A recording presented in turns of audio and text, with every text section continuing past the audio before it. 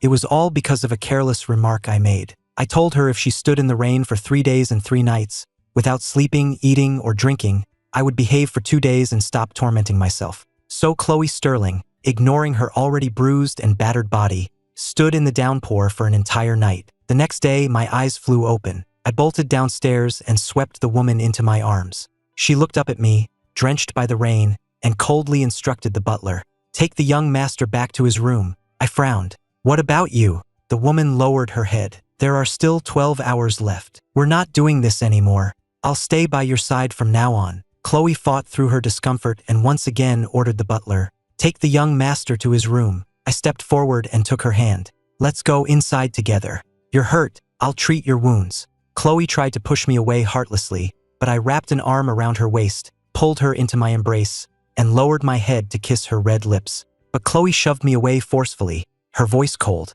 "Don't think this will make me give up. There are only 12 hours left. I won't quit." Pushed away, I froze for a moment, then pressed close to her again. Chloe pushed me away once more. "Can you stop playing games?"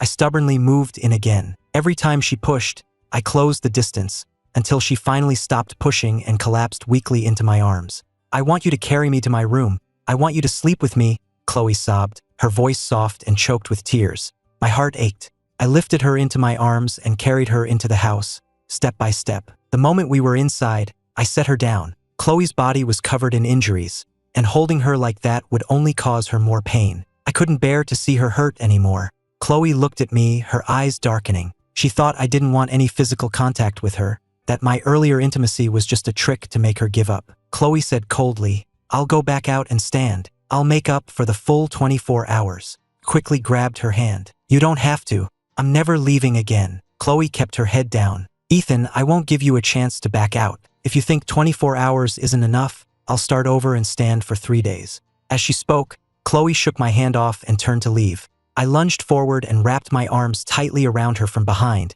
pressing my face against her cheek. "Chloe, if you're going to stand, then we'll stand together." Chloe turned her head to look at me, as if trying to see right through me. She stared, waiting. She was waiting for me to lose my temper, to throw things at her, to curse her out, and then to take it all back and tell her to get lost. But the one thing she didn't expect was for me to pull her towards the bathroom and shut the door. "Take off your clothes." Chloe narrowed her eyes slightly. Wasn't he supposed to be throwing a tantrum? Why was he telling her to take off her clothes? I looked at the red dress she was wearing, completely soaked. "Are you going to take it off yourself, or should I help you?" Chloe didn't answer, just frowned at me. "Fine, I'll help you."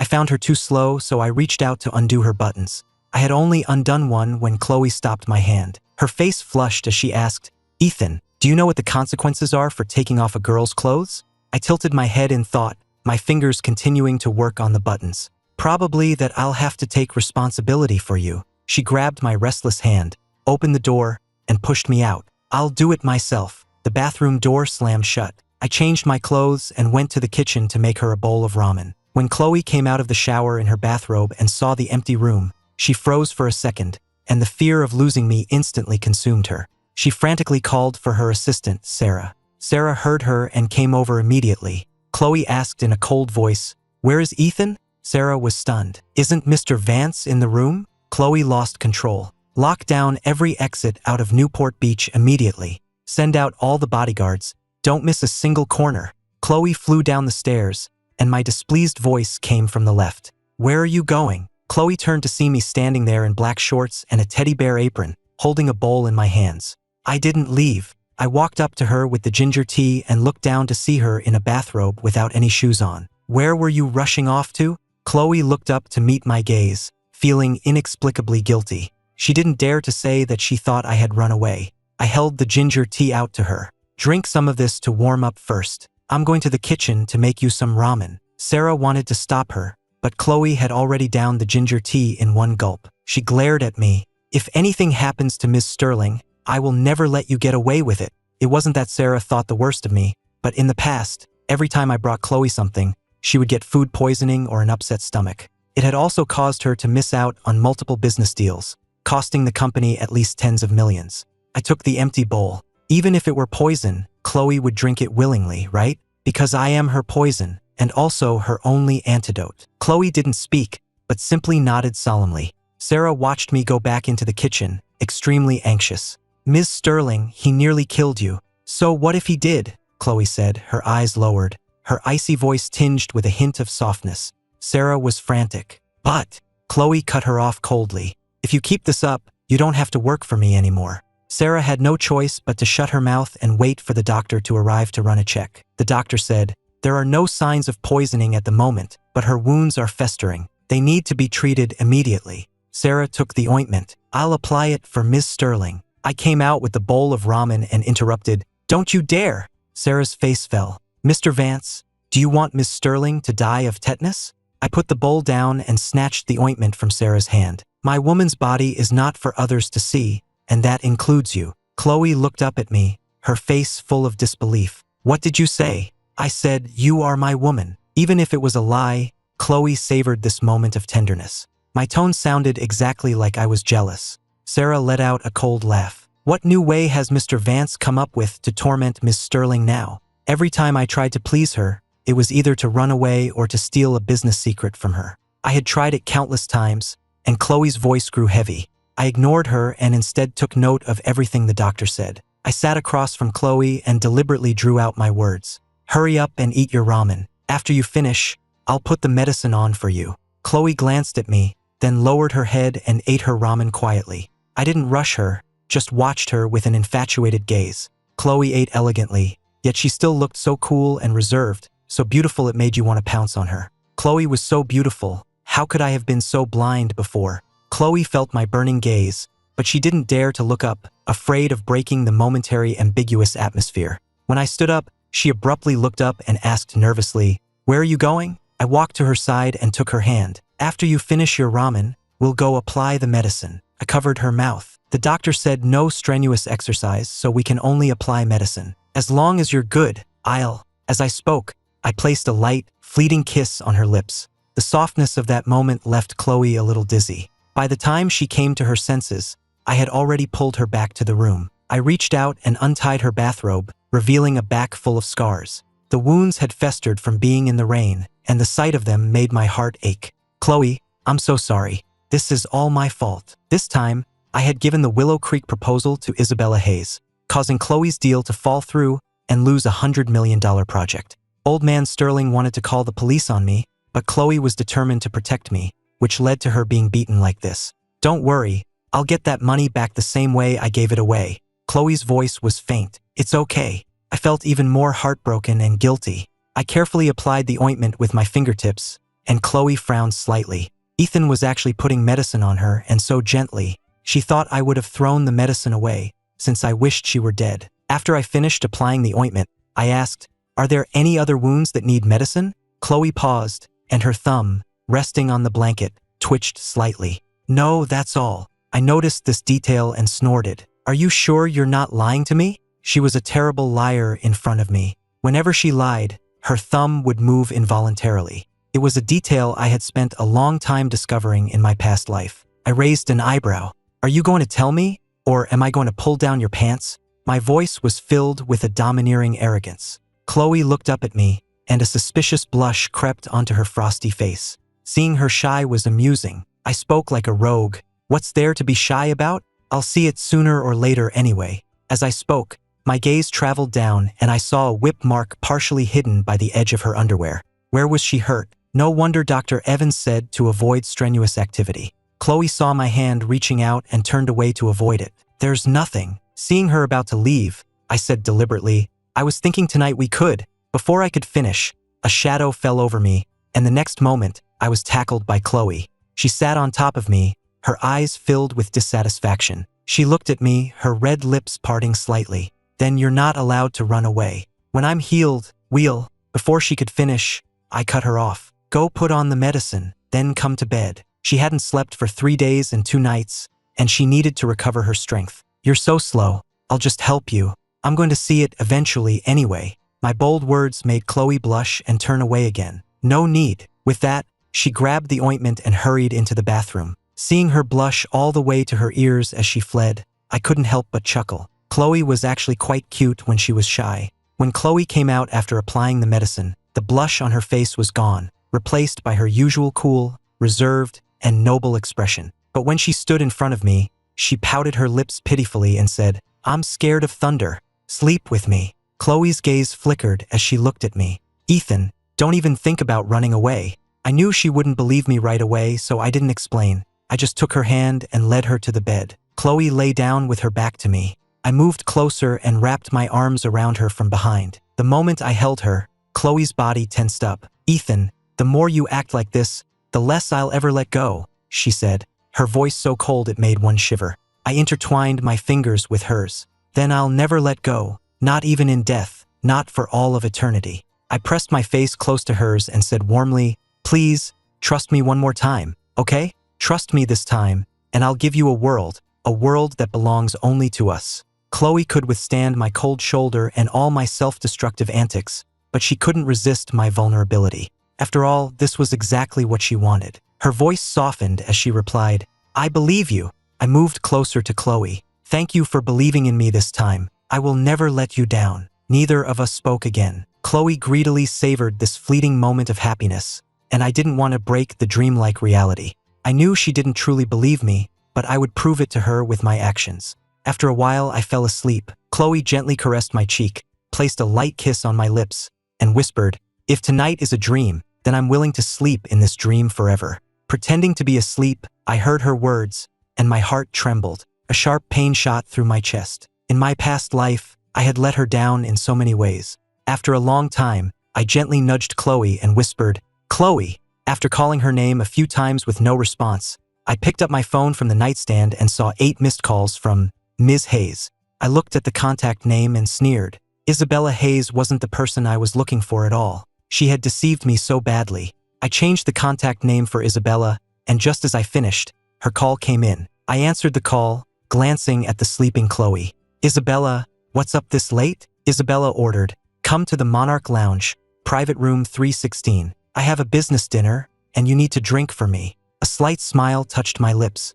"Okay." When I first returned to the Vance family from the countryside, I was ostracized by everyone. Only Isabella helped me, which moved me deeply, so naturally, I listened to her. I thought it was love, but in reality, her kindness had a purpose. She wanted to use me to seize the Vance family's assets. This time, Isabella's invitation to the Monarch Lounge was just a setup to sell me to a 50-year-old woman in exchange for a $100 million deal. In my past life, if Chloe hadn't saved me, I would have lost my life. I hung up the phone, a ruthless glint in my eyes. "Since I know what a venomous person you are, this time, I'll make sure you get what you deserve." With that, I glanced at Chloe. She was sleeping soundly, and I smiled with satisfaction. I did a few things on my phone, masking my number with a virtual one, and then dialed 911. I pinched my throat to lower my voice. "Hello, I'd like to report illegal prostitution in room 1602 of the Grand Lotus Hotel." After reporting to the police, I made another call. The Hayes family's daughter, who is engaged to the Vance family, is conducting an illegal transaction at the Grand Lotus Hotel. I was confident that news about Isabella would be trending for at least half a month. After changing my clothes, I stood by the bed, looking at the sleeping Chloe. I reached out and stroked her cheek. "Chloe, I have to leave for a bit. I'll definitely be back before dawn. Wait for me." I needed to break off my engagement with Isabella as quickly as possible, so I could be with Chloe legitimately. The moment the door closed, the sleeping Chloe's eyes opened, her cold irises gradually turning crimson. She knew I was pretending to be asleep, knew I was coaxing her just for a chance to leave. Even though I kissed her before I left to make her happy, she just loved it when Ethan coaxed her like this. Even if he was lying, she still loved it. She touched her lips and picked up her phone to call Sarah. "Ethan has left. Follow him." Sarah was stunned, then delighted. "Miss Sterling, have you finally seen the light?" Before she could finish, Chloe's cold voice cut her off. "Tell Ethan, block every exit from Newport Beach, and wait for my orders before dawn." She hung up after speaking. She closed her eyes, hiding the spirit and pain within them. "Ethan, you said this was the last time I should trust you. I did trust you, but I hope you won't disappoint me again." Sarah was still puzzled when she saw me coming down. She put out a hand to block me. "Mr. Vance, you can't go out." Although Miss Sterling had said to let me pass, she still had to put on a show of stopping me. I gave her a direct order. "Send someone to the Monarch Lounge and beat the person inside. Better yet, make it so she can't get out of bed for the rest of her life." Sarah paused. "You're not going out?" "I am. You're coming with me to the Grand Lotus Hotel. I want to see with my own eyes how Isabella gets caught." Sarah looked up at the second floor, a bit dazed. Miss Sterling hadn't said Mr. Vance wanted her to go with him. I raised an eyebrow. Bring the bodyguards with us. That way you won't have to worry about me running away. Sarah laughed awkwardly. No, of course not. Miss Sterling still trusts you. I glanced at the second floor out of the corner of my eye. A figure moved behind the curtain. I knew Chloe was watching me. A notification chimed. Chloe picked up her phone. It was a voice message from me. Chloe, be good and sleep. Wait for me to come back. If you're not asleep, I'll get angry. If you sleep 1 hour less, I'll come back 1 hour later. If you sleep 1 hour more, I'll give you an extra kiss. The string of messages, in a tone like coaxing a child, made Chloe lower her guard. She lay down where I had been, resting her head on my pillow, which still held my scent. Sarah was driving and saw me talking on my phone, my voice gentle, like I was soothing a child. She sneered. Ms. Sterling isn't that easy to fool. She's hard to fool because the person trying isn't me. But I don't even need to fool her. All I have to do is give her a look, and she'd give up her life for me. That's my Chloe. Sarah sneered. So you just hurt Ms. Sterling without any restraint? I looked up at Sarah. I'll prove it to you with my actions. I will love her, spoil her, and protect her. Starting tonight, starting with destroying Isabella and breaking off the engagement. The Grand Lotus Hotel. As soon as Isabella hung up the phone, she snuggled into Julian Vance's arms, unable to keep her hands off his firm abs. Isn't this a bit unfair to Ethan? Isabella looked up and kissed his lips. What's unfair about it? It's his honor that someone is interested in him. Julian looked hesitant. I still feel bad. Ethan is my half-brother, after all. No buts. Ethan is just a poor kid from the countryside. The words had barely left her mouth when the door was suddenly kicked open. Isabella quickly hid under the covers, while Julian, startled, shivered all over. He was probably going to be traumatized for life. Isabella roared, "Who is it? Don't move." In an instant, a group of police officers rushed in and stood by the bed. Isabella clutched the blanket to cover herself. "What are you doing?" An officer showed his badge. "We received an anonymous tip about illegal activities here. Now, please get dressed and come with us." Isabella kept her head down. "You've got the wrong people, we know each other. And don't take pictures." The officer said, "Get dressed and show us your identification." Isabella looked up at the officer. "This face doesn't need an ID, and I don't need to submit to the law." The officer found Isabella very familiar. Wasn't this the Hayes family's daughter who had just publicly announced her engagement to the Vance family? Isabella impatiently took her ID from the nightstand drawer. The officer took it, made a note, and then pointed to Julian on the bed. "And his?" Isabella smiled. "He's my fiancé." As she spoke, Isabella took a stack of cash from her purse. "Just a little something for you guys to get some late-night snacks. We absolutely can't go to the station, or it'll leave a record, which would be bad for both me and Julian." The officer's face immediately darkened. "This is blatant bribery. Get dressed quickly and come with us." Isabella tried to stuff the money into his hand, but the officer pulled out handcuffs and cuffed her. "Hurry up, both of you. Come to the station to cooperate with the investigation." Julian struggled. "We know each other. It's not a transaction." The officer glanced at Julian, thinking he looked a bit familiar, but still said officially, "Get dressed and come with us to cooperate with the investigation." Julian had no choice but to get out from under the covers. Click, click. Camera flashes went off. Julian looked up to see a group of paparazzi standing at the door, snapping pictures of them furiously. "Don't take pictures. Don't take pictures," he yelled, covering his groin and face. The paparazzi were having a field day. The Hayes family's daughter had just gotten engaged to Ethan a month ago, and now she was cheating on him with his own brother. Plus, Julian was a rising star in the entertainment industry. This news was explosive. Downstairs in the open-air parking lot, I was tapping away on my laptop. Sarah stared at the hotel entrance. "Sir, they're coming out." I looked up to see Isabella and Julian in handcuffs, being escorted out by police, with the paparazzi restlessly taking pictures. I smirked. "Go down and tell the paparazzi that no matter how much Isabella offers, they're not to sell the photos. Upload them directly." Sarah looked at me in surprise. "You're really going to destroy her?" She thought, "Isn't Isabella Ethan's fiancée? Didn't Ethan used to be willing to die for Isabella? Today he was being so ruthless. Calling the police, having the paparazzi take pictures, it was a direct move to ruin their reputations." I gave a faint Sarah shook her head. This man was truly unpredictable. After the police car left, Sarah got out of the car to talk to the paparazzi, even offering double the price to make sure the news blew up as much as possible. The paparazzi knew Sarah and thought to themselves, "It seems Isabella has offended Miss Sterling." When Sarah finished her business and got back in the car, I had just closed my laptop. She asked, "Mr. Vance, can we go back now? Miss Sterling is still waiting for you. Did your people beat up the person I told you about?" "Yes, Mr. Vance. It's been done. You can go back first. Leave the car for me. I'm going to the police station." As soon as Sarah heard that, her guard went up. "Mr. Vance, was everything before just an act to run away?" I looked up at her. "Did you forget Chloe's orders?" Sarah was at a loss for words. "Well, Mr. Vance should also remember that no one can escape Miss Sterling's grasp." I waited in the car for half an hour before finally getting a call from Isabella. Isabella ordered me in a commanding tone, "Ethan, come to the police station and bail me out." My voice was faint. "Okay." I drove to the police station myself. Under the sympathetic gazes of the officers, I didn't ask a single question, just paid the bail, went through the procedures and got Isabella and Julian out. My silence, however, made Julian very uneasy. "Brother, aren't you going to ask anything?" I said faintly, "It doesn't matter. My father, Marcus Vance, had married into the family. Julian was his illegitimate son, so he shared his last name, but he lived with the Vance family. In my past life, Julian was very good to me. After he found out that the woman who took me away was Chloe, he even helped me escape. He was the best brother in the world. But being reborn, I realized just how hypocritical Julian was.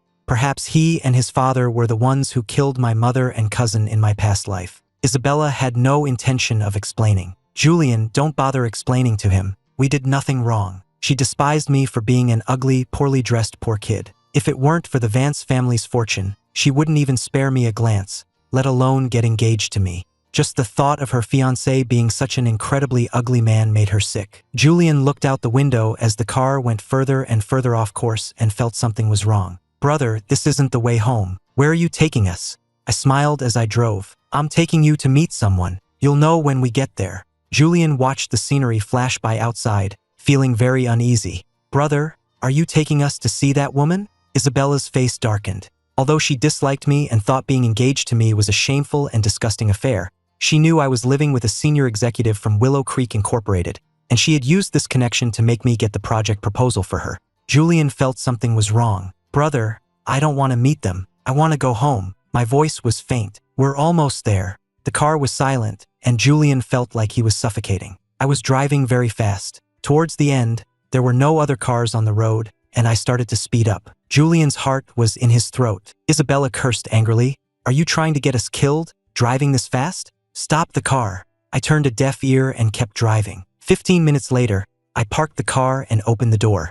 Isabella and Julian were already carsick and immediately squatted by the roadside to vomit as soon as they got out. After vomiting for a while, Isabella looked up, and rows of tombstones came into view. A dark shadow flew past, scaring Isabella so much that she threw herself into Julian's arms, her already pale face turning even whiter. Julian looked up and also gasped. He held the trembling Isabella and yelled at me, "Are you crazy? Bringing us to a cemetery in the middle of the night?" This was Hillside Memorial Park. As far as the eye could see, there were only tombstones and black and white photos. In the middle of the night, the atmosphere was so eerie that even with two people clinging to each other, it was still terrifying, especially the dark shadows that occasionally flew overhead, which looked like crows, but also like ghosts. Julian held Isabella tightly. "We want to go home." She had just opened her mouth when I grabbed her by the hair. "Ethan, what are you doing? Let go of me." Isabella came to her senses, immediately grabbed Julian, and yelled at me,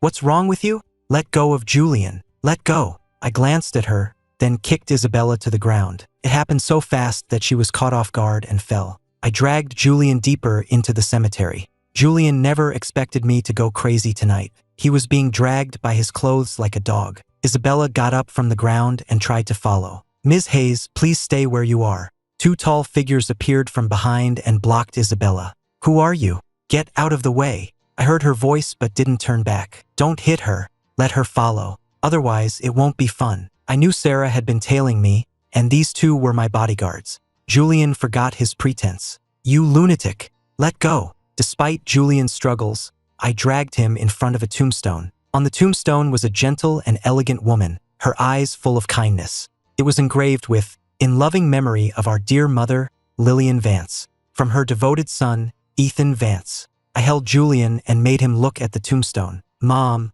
I brought him here to atone for his sins. With that, I kicked Julian's shin, and with a thud, he fell hard to his knees in front of the tombstone. I pushed Julian's head down, forcing him to kowtow hard on the ground. After 3 loud thuds, Julian's forehead was scraped and bleeding. He saw stars. "Ethan, you're freaking crazy." In the middle of the night, slap. I raised my hand and slapped Julian hard across the face. The slap was so hard that Julian's face was knocked to the side, and he was about to explode with anger. I grabbed his neck and forced him to look up at me. "Those 3 kowtows were for your mother. Go back and tell her to wash her neck. I'm coming for her life to avenge my mother." Julian was lifted up, his already pale face now turning purplish. "And another thing, don't mess with me, or I'll kill you." After I said that, I let go, and Julian collapsed to the ground, coughing painfully. I had almost choked him to death. In that moment, he truly felt that Ethan was going to kill him, and in that moment, he became afraid of me. I left Julian and walked towards Isabella.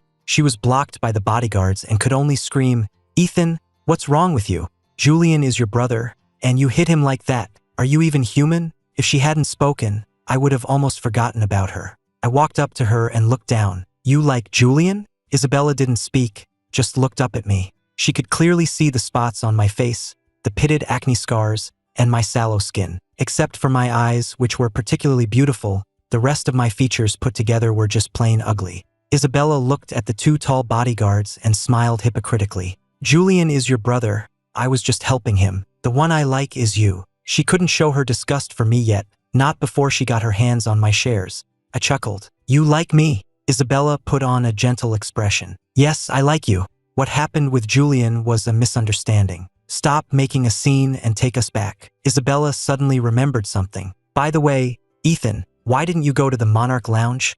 I sneered. If I had gone to the Monarch Lounge, who knows where I'd be buried by now. At this point, I looked at the now much more sober Julian and pointed at Isabella. "You go and strip her naked, and I'll let you both go." Julian said, "No way." I raised an eyebrow and ordered the 2 bodyguards, "Strip them both naked, and then we'll go back." Julian roared, "Ethan, you're insane. How could you do this?"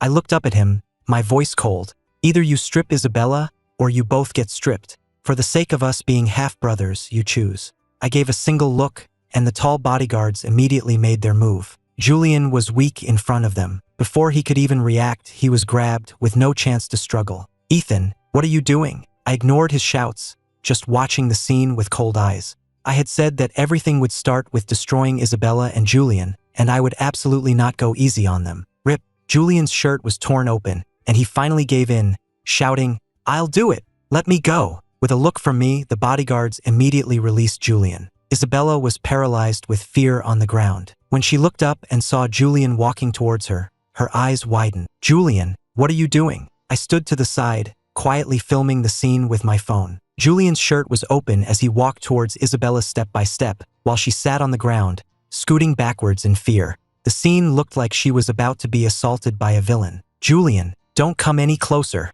You can't do this. He's recording." Tears of fear welled up in Isabella's eyes, making her look even more pitiful. Julian was hesitant to do it, but when he looked back at the 2 menacing bodyguards, he gritted his teeth and reached for Isabella's clothes. "Julian, let go of me." Isabella immediately started to struggle, scratching Julian's face with her nails. Thinking about the terrible idea Isabella had come up with tonight, Julian felt extremely frustrated. Now he just slapped her hard across the face. "It's not like I haven't been with you before. You're already used goods, so stop pretending to be innocent." Isabella never expected him to say such a thing and was both hurt and angry. "Julian, you bastard." Julian saw that both of her cheeks were red and swollen. He knew that to take over Vance Enterprises, he still needed Isabella's help, so he couldn't afford to offend her. "Don't be angry. I'm doing this for our own good. It wouldn't look good if we both got stripped naked." As Julian spoke, he leaned in and whispered in her ear, "Let's just go along with him for now, and we'll find a chance to deal with him later. Then we can live without a care in the world, and the entire Vance Enterprises will be ours." My face grew colder. "Julian, are you going to strip her or not? Or do you want to start flirting and put on a show that's not suitable for children?" My icy voice sent a chill down Julian's spine. He then ripped Isabella's dress with a forceful tug. The bodyguards covered their faces and didn't even look. She was used goods, nothing worth seeing. Isabella crossed her arms over her chest, trembling like a pitiful creature. "Ethan, is that enough?" I said coldly, Continue. Strip her naked. Julian looked up at me angrily. You! But before he could say more, he saw the two bodyguards move. Julian immediately laughed it off. Don't interrupt me. Isabella looked at him in disbelief. Julian, you can't do this. As a popular rising star, Julian didn't want to be the one getting stripped. So no matter how much Isabella cried and screamed, he was quick and efficient, stripping away her last piece of clothing. Isabella curled up into a ball, sobbing intermittently. Julian looked up at me and said, "Is this okay? My dear brother, for the sake of our past relationship, please let us go." He then moved to grab my hand, but I deftly avoided him. I looked coldly at the fawning Julian, who was truly disgusting. I ordered, "Strip him too and take their clothes." When Julian heard this, his face changed drastically. The two bodyguards heard the order and blocked his path. Julian looked at the tall, imposing bodyguards and felt a chill of fear.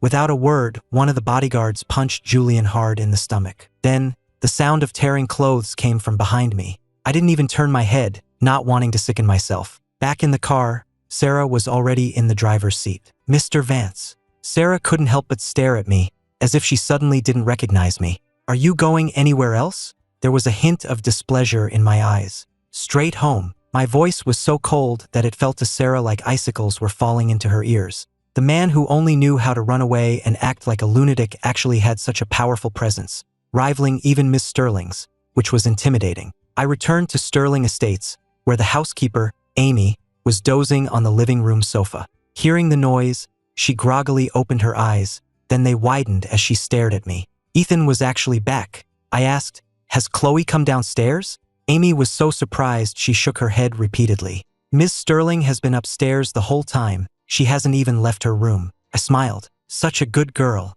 Amy watched my back as I went upstairs. My tone was just like coaxing a child. I stood by the bed, looking at Chloe, who seemed to be sound asleep with her eyes closed. I lifted the covers, lay down, and gently hugged her from behind. A faint smile touched my lips. "Chloe, I'm back." Chloe definitely wasn't asleep. Just because I had told her to be good and stay in bed, she, the Chloe who cherished me more than her own life, had obeyed. Her body was stiff, even trembling slightly. She didn't open her eyes, afraid that if she did, Ethan would disappear. As long as she was asleep, Ethan would come back. I held Chloe tightly, feeling her warmth, which was very reassuring and made me feel safe. But she didn't speak or move, her body remaining rigid, while her temperature kept rising. I felt something was wrong and turned her body to face me. "Chloe, I'm back. Open your eyes and look at me." Chloe's eyes were shut tight, she just wouldn't open them. I placed my hand on her forehead. Her temperature was alarmingly high. Looking at her face,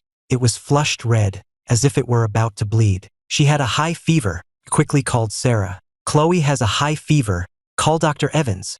After hanging up, I was about to get a wet towel to cool her down. But the moment I moved, Chloe grabbed my hand tightly. The heat from her hand was also shocking. "Ethan, don't go." I raised my hand to stroke her eyebrows, the high fever making my own heart ache. "I'm not going anywhere.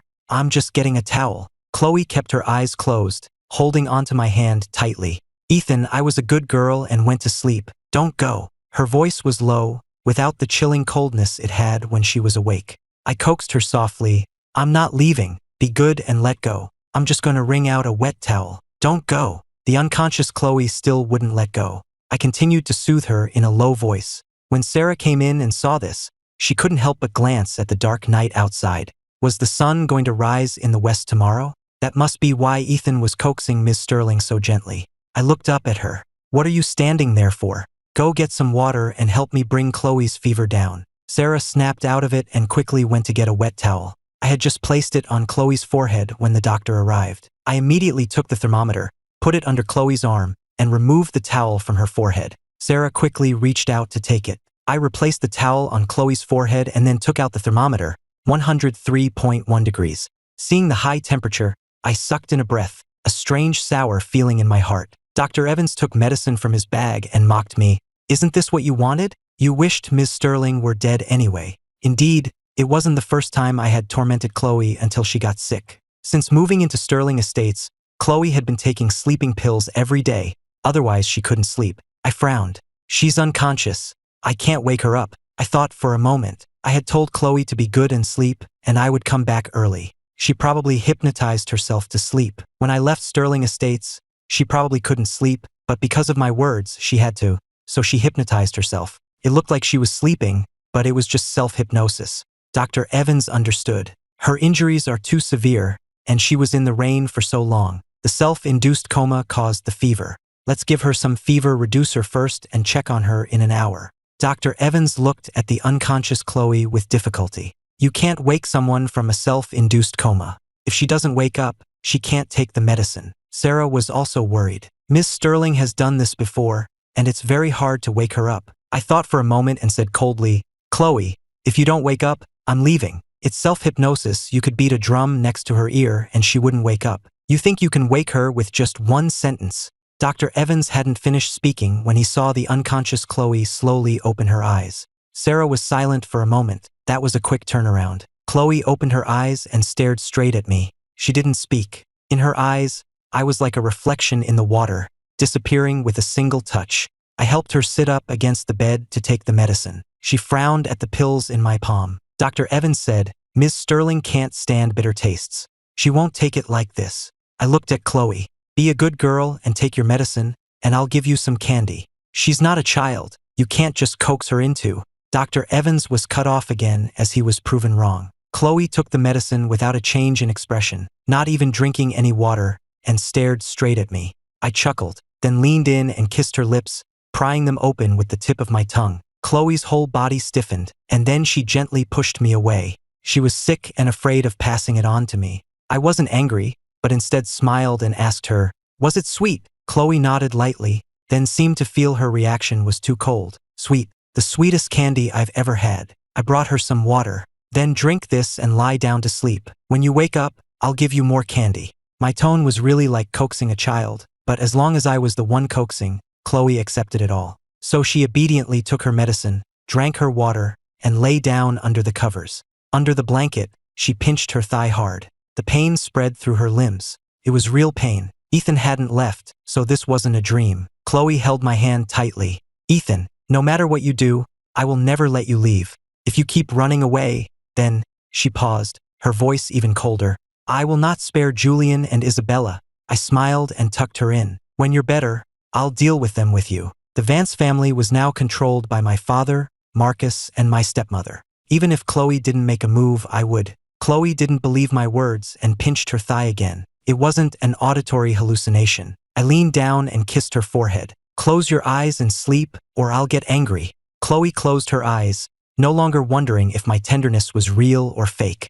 Because even if it was fake, she would gladly accept it. Dr. Evans watched the continuous kisses and gentle words, completely stunned. He nudged Sarah's arm and whispered, Is Ethan possessed by a ghost? Or is he just trying to get on Ms. Sterling's good side because he's after her beauty? While we were sleeping soundly, a storm was brewing online. The rising entertainment star Julian Vance was caught with a prostitute, and the Hayes family's daughter, Isabella Hayes, was caught cheating after her engagement, having an illicit late-night transaction with Julian. All sorts of scandalous photos and videos were uploaded to the internet, causing a massive online explosion. Meanwhile, the subjects of the scandal, Isabella and Julian, were squatting naked in a cemetery. Isabella cried and asked, Didn't you say you would sweet-talk Ethan and then deal with him? Why are we the ones who got stripped and thrown here?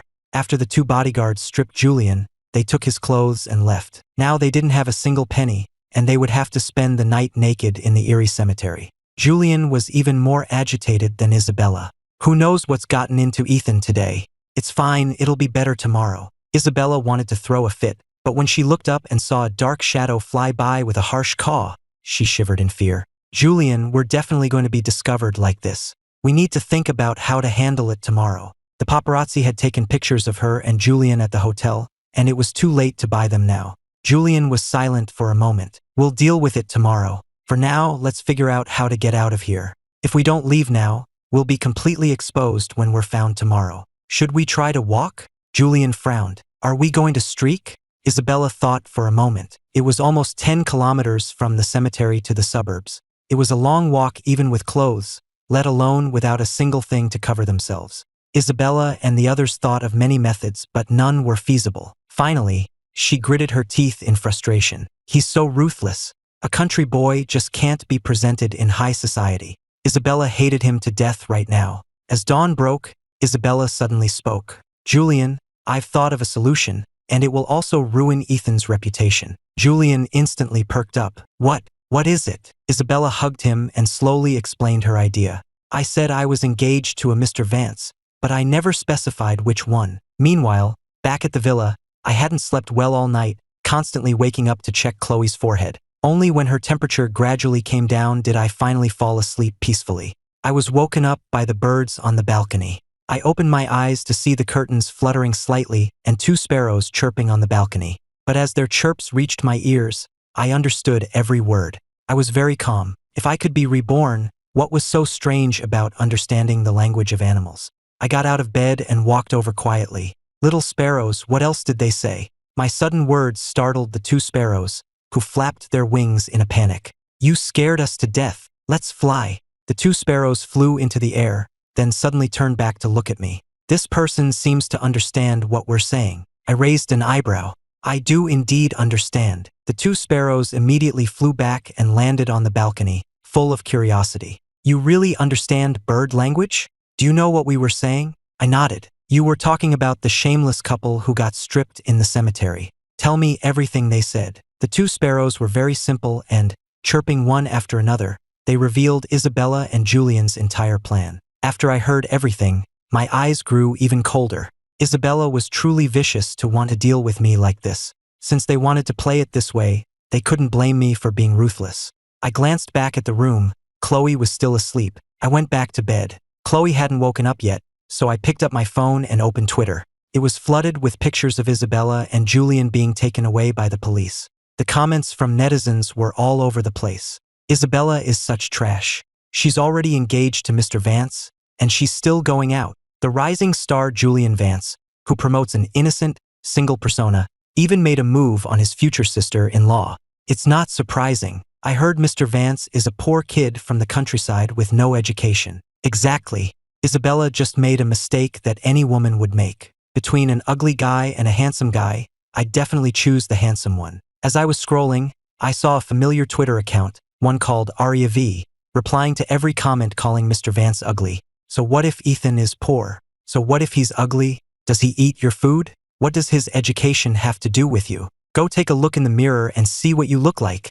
I looked at this familiar Twitter account, at Aria V, defending me in every way, and my nose started to tingle for some reason. Aria V was my cousin, but she was only 3 months older than me. In my past life, we were always at odds. She always called me ugly, and I thought she looked down on me and wanted to take away the Vance family's assets, so I disliked her, even hated her, and always called her by her nickname. But later, when I was in trouble, she stood up for me, taking a knife for me. Lying in a pool of blood, she gave me a weak, carefree smile and said, "Can you call me big sister just once?" In my past life, I never got the chance to call her that before she died, saving me. This time, I wouldn't let that happen. I would write countless songs, tailor scripts for my sister, and make her an international superstar actress and singer.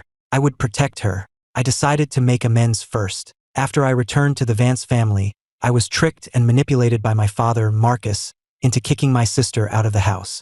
I first unblocked her on iMessage and then sent a friend request. In the villa, Aria V was furiously tapping on her phone, arguing with people until she was going crazy. Her manager, Kim, yawned beside her. "Go wash up and sleep. You've been arguing for 5 hours. Don't your fingers hurt?" Ever since Aria V saw the trending topic and the comments insulting me, she had been on a rampage, arguing with everyone on her phone like she was on steroids. Kim was about to have a breakdown. "Aria, you're a singer and an actress. Our reputation is bad enough. Can we have a little less negative press?" Aria V was famous for being infamous. She had a stunningly beautiful face, but her behavior was atrocious. From street racing and fighting to arguing with people on Twitter, she was a collection of scandals. Aria V looked completely unconcerned. "This little bit won't make a difference." Kim was furious. "Aria, your song was doing so well, but because Ethan reported you for plagiarism, it got taken down." Aria cut her off in a low voice. "As long as he's happy. Ethan is the young master of the Vance family, my only brother.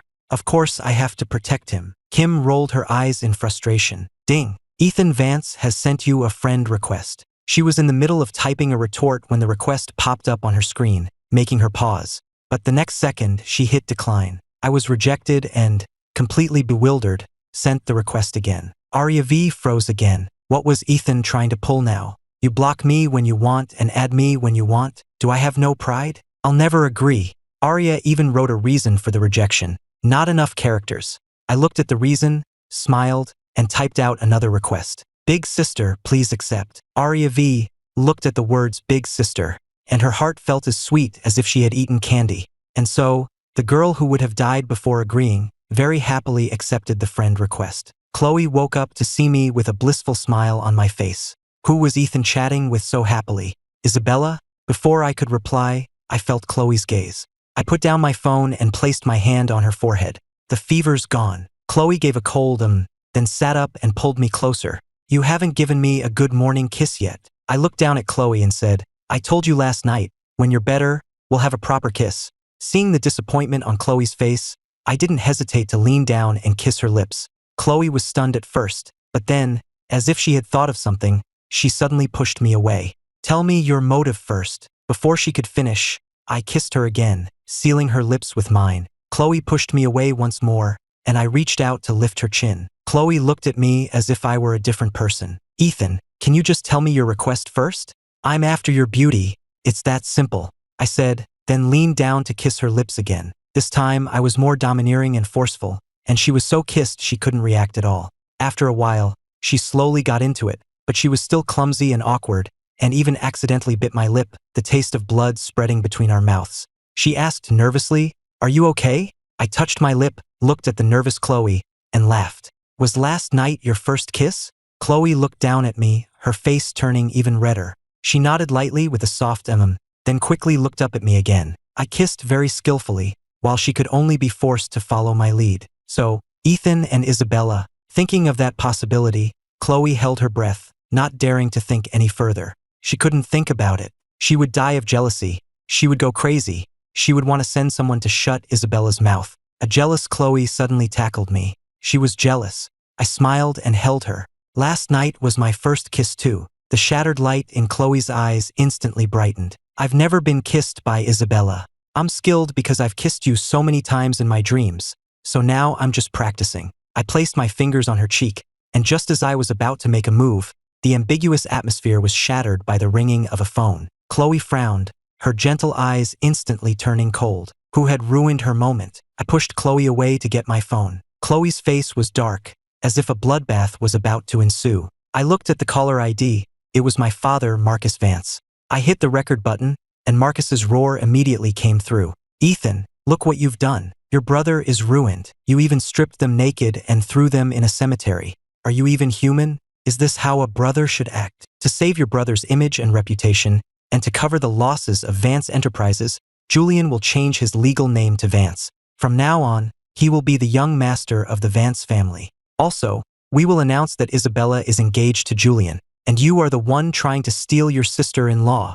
I held the phone away from my ear and could still hear every word clearly. I asked, I was the one originally engaged to Isabella. Now you're changing the engagement at the last minute and calling me a homewrecker. Don't you care about my reputation? This was the last chance I was giving him. Marcus cursed again. Ethan, you're a country boy. What reputation do you have? I let out a cold laugh. I won't agree to it, Marcus commanded forcefully. You have to agree whether you want to or not. Isabella's fiancé was always your brother, not you. You also have to announce that Julian will be a Vance from now on. I was used to his cold-bloodedness and retorted with a sneer. Julian? Is his last name Vance? Marcus was stunned by my change in attitude. I laughed mockingly. Marcus, you just married into the family. You don't share my mother's name. Vance Enterprises is also mine. Julian is your illegitimate son. He doesn't have my mother's blood in him. Does he deserve the Vance name? Do you deserve to control the Vance family? Marrying into the family was a sore spot for Marcus, a source of his shame. Marcus was furious. Ethan, you think you've grown wings, do you? I chuckled. Marcus, you married into this family. Don't even think about scheming for the Vance family's assets. The Vance family will always be the Vance family. You are not worthy. In my past life, Marcus completely took over the Vance family and changed Vance Enterprises to his own name. As the primary heir, I was kicked out of the family, no longer the young master. If it weren't for Chloe, I would have become a homeless orphan. When I looked up, I planted a loud, smacking kiss on Chloe's face. Chloe looked down, her eyes dark and unreadable as she watched me. Marcus heard the sound and roared, Ethan, Who are you messing around with? Get your ass back here. I glanced at Chloe and said faintly, the one and only Miss Sterling, the one you've always wanted to climb up to but could never reach. Chloe looked at me in surprise, not expecting me to mention her to my family. Marcus sneered. Ethan, look in the mirror before you talk big. You think she'd be interested in a country boy like you?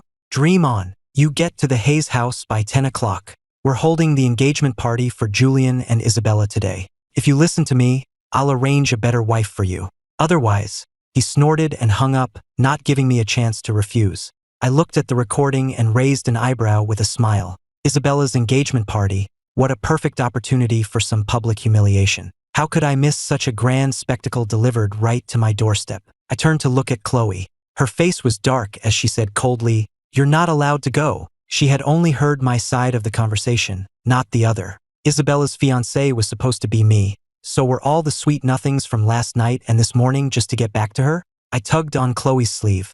"I'll be back on time tonight." Chloe looked down at my hand, unmoved. I pulled her onto my lap and showered her face with rough, passionate kisses. "Chloe, will you let me go?" Chloe remained impassive. She looked down at me coldly. "You'd better get that idea out of your head. If you run off to the Hayes engagement party, I'll have someone bomb their house." I had the feeling that if I dared to mention it again, she would have someone beat me to death. But I wasn't afraid of her. "Ethan, it doesn't matter how many times you kiss me. I'm not letting you go," Chloe said, her tone both indulgent and helpless.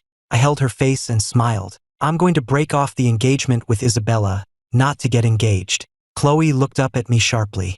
"Break it off." She thought I was just saying that to get away. I said seriously, "Yes, to break it off. Then we can be together legitimately." Chloe's firm resolve not to let me go began to waver. I held her face. "Please, just trust me this one time, okay?" Then I pecked her lips again and again like a little chick, and finally, I used my ultimate move, calling her wifey. That made Chloe forget how to think and blurt out an okay.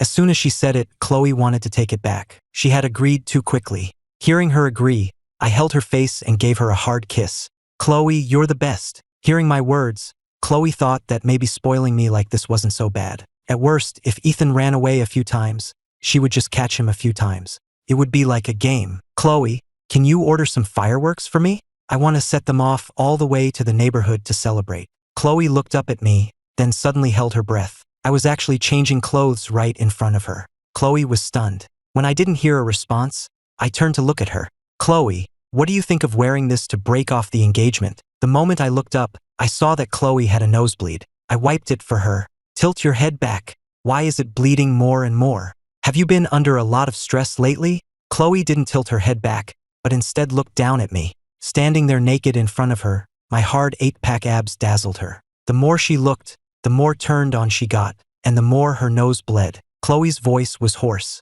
"You should put your clothes on, then it should be fine. Otherwise, my nose won't stop bleeding." Hearing that, I looked down at myself. "Then you should look a little longer and get used to it. Otherwise, are you going to get a nosebleed every time you see me?" Chloe couldn't handle my bold words. She took a tissue and plugged her nose, thinking, "Isn't this something that only happens to men? How could a girl like her react this way?" It made her feel so pathetic. Then she turned and went to the bathroom, throwing a harsh word over her shoulder. "Ethan, you'd better leave before I change my mind." Seeing Chloe act like a startled rabbit, I couldn't help but laugh. How did I never notice how innocent she was in my past life? Her innocence was just too cute. I changed my clothes but didn't leave right away. I was waiting for Chloe. But after waiting for a long time, Chloe still hadn't come out. I got a little anxious. "Chloe, are you not done yet? Leave before I change my mind." Hearing the sound of running water from inside, I knew it wasn't that simple. I then ran downstairs.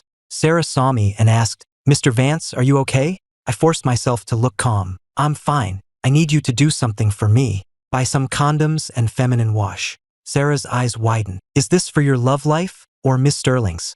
"Miss Sterling is so injured and has a high fever, and they still did that." I saw her shocked expression. "It's not for Chloe." Sarah was even more shocked. "It's not for Miss Sterling, and you're asking me to buy it? That's even worse." I saw that the more I explained, the more misunderstood I would be. "In short, just go buy it for me. Buy a lot." Sarah was confused at first and then even more so. "Mr. Vance, what on earth are you planning to do? Buying so many condoms and so much feminine wash, and you want it in champagne like bottles?" Could it be that Ethan had a strange fetish and wanted to drink feminine wash?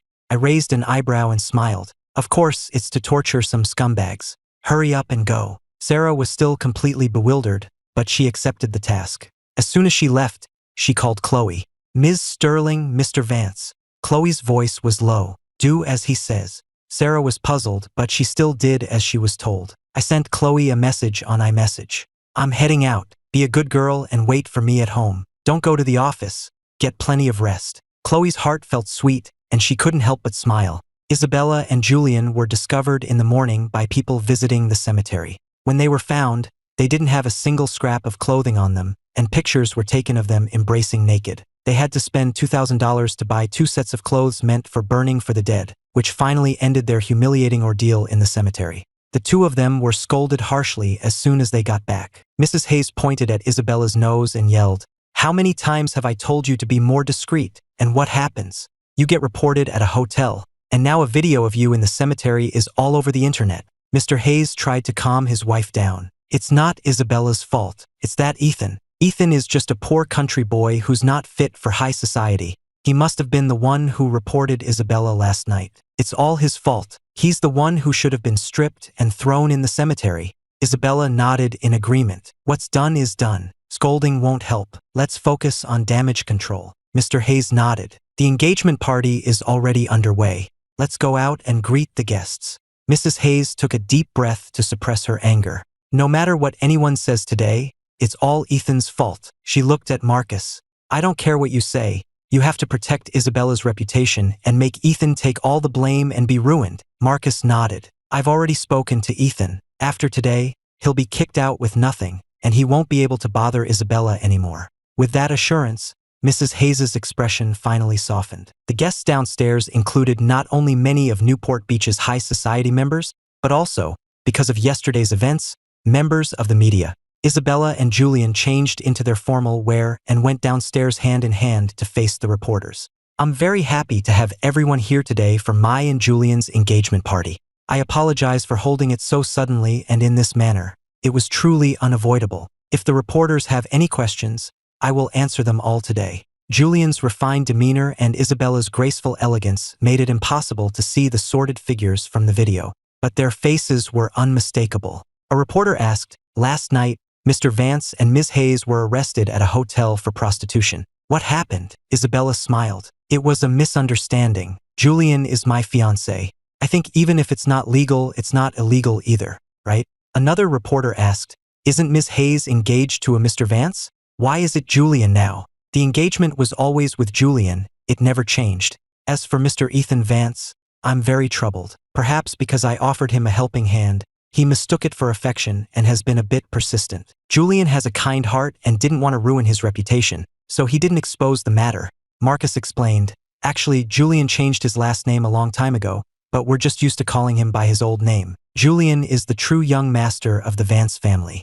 Isabella's fiancé is him, not my younger son, Ethan." Julian faced the cameras with a smile. "Ethan is my brother, and it's right for me to yield to him. But when it comes to matters of the heart, I can't give in. I also hope that everyone will not bother Ethan and spread rumors that Isabella is his fiancée. To compensate for Ethan's hurt feelings, I am willing to give up my inheritance of the Vance family's assets." With just a few words, they easily changed the fact that Isabella was engaged to me, claiming I was the one trying to be a homewrecker, while they became the victims, the good people who generously forgave me. Pop, pop, pop. Just as Julian and the others were about to clear their names, a deafening sound of firecrackers erupted outside, accompanied by a blaring loudspeaker.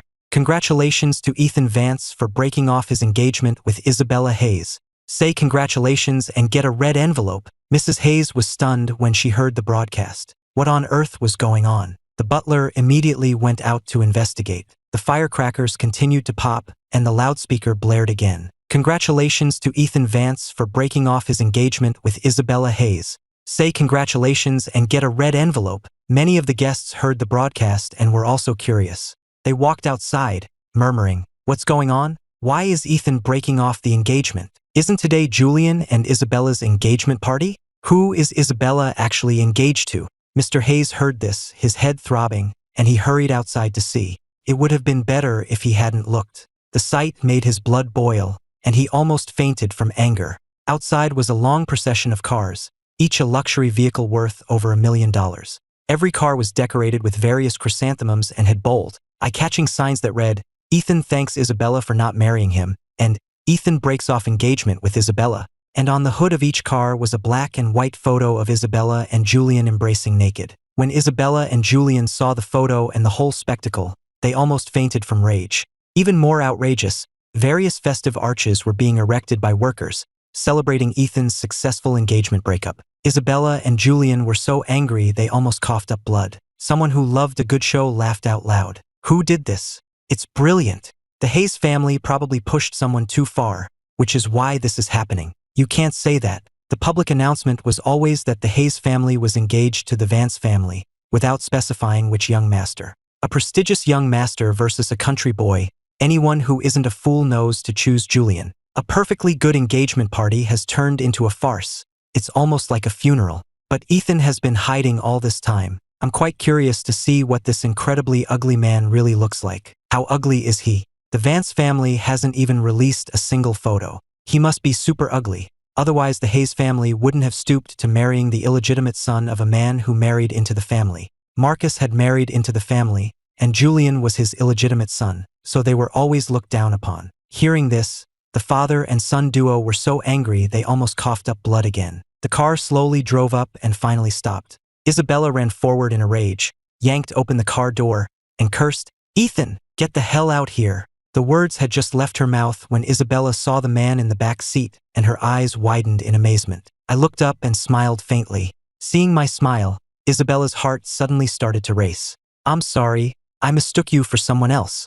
It was the first time Isabella had seen such a handsome man, and she couldn't stop stuttering. "I wasn't talking about you just now. I was talking about Ethan. He's an ugly country boy." I didn't speak, just elegantly stepped out of the car. Congratulations to Ethan Vance for breaking off his engagement with Isabella Hayes. The loudspeaker interrupted the beautiful moment.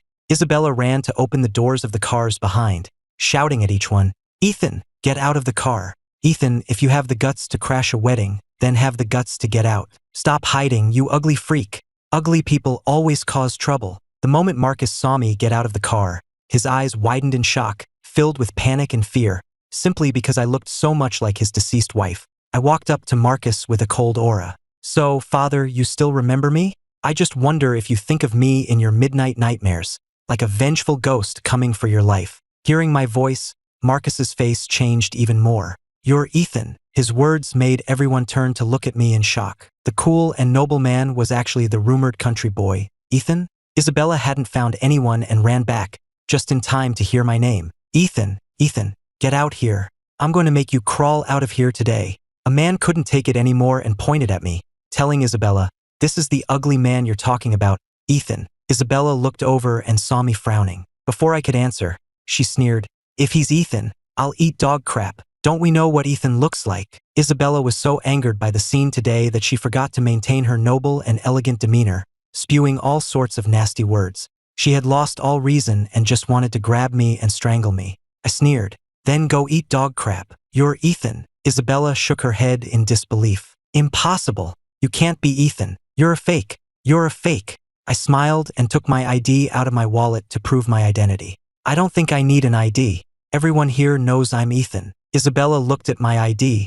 It was indeed me. The older guests looked at me and nodded. "He is Ethan, that's right. He bears a striking resemblance to his mother, Lillian. I always said, how could the nation's #1 beauty, Lillian, have such an ugly son?" I don't know what they were thinking, spreading rumors that Ethan was an ugly country boy. Back then, Lillian was not only the daughter of the Vance family but also won the national beauty pageant, becoming the most beautiful woman in the country for 30 years.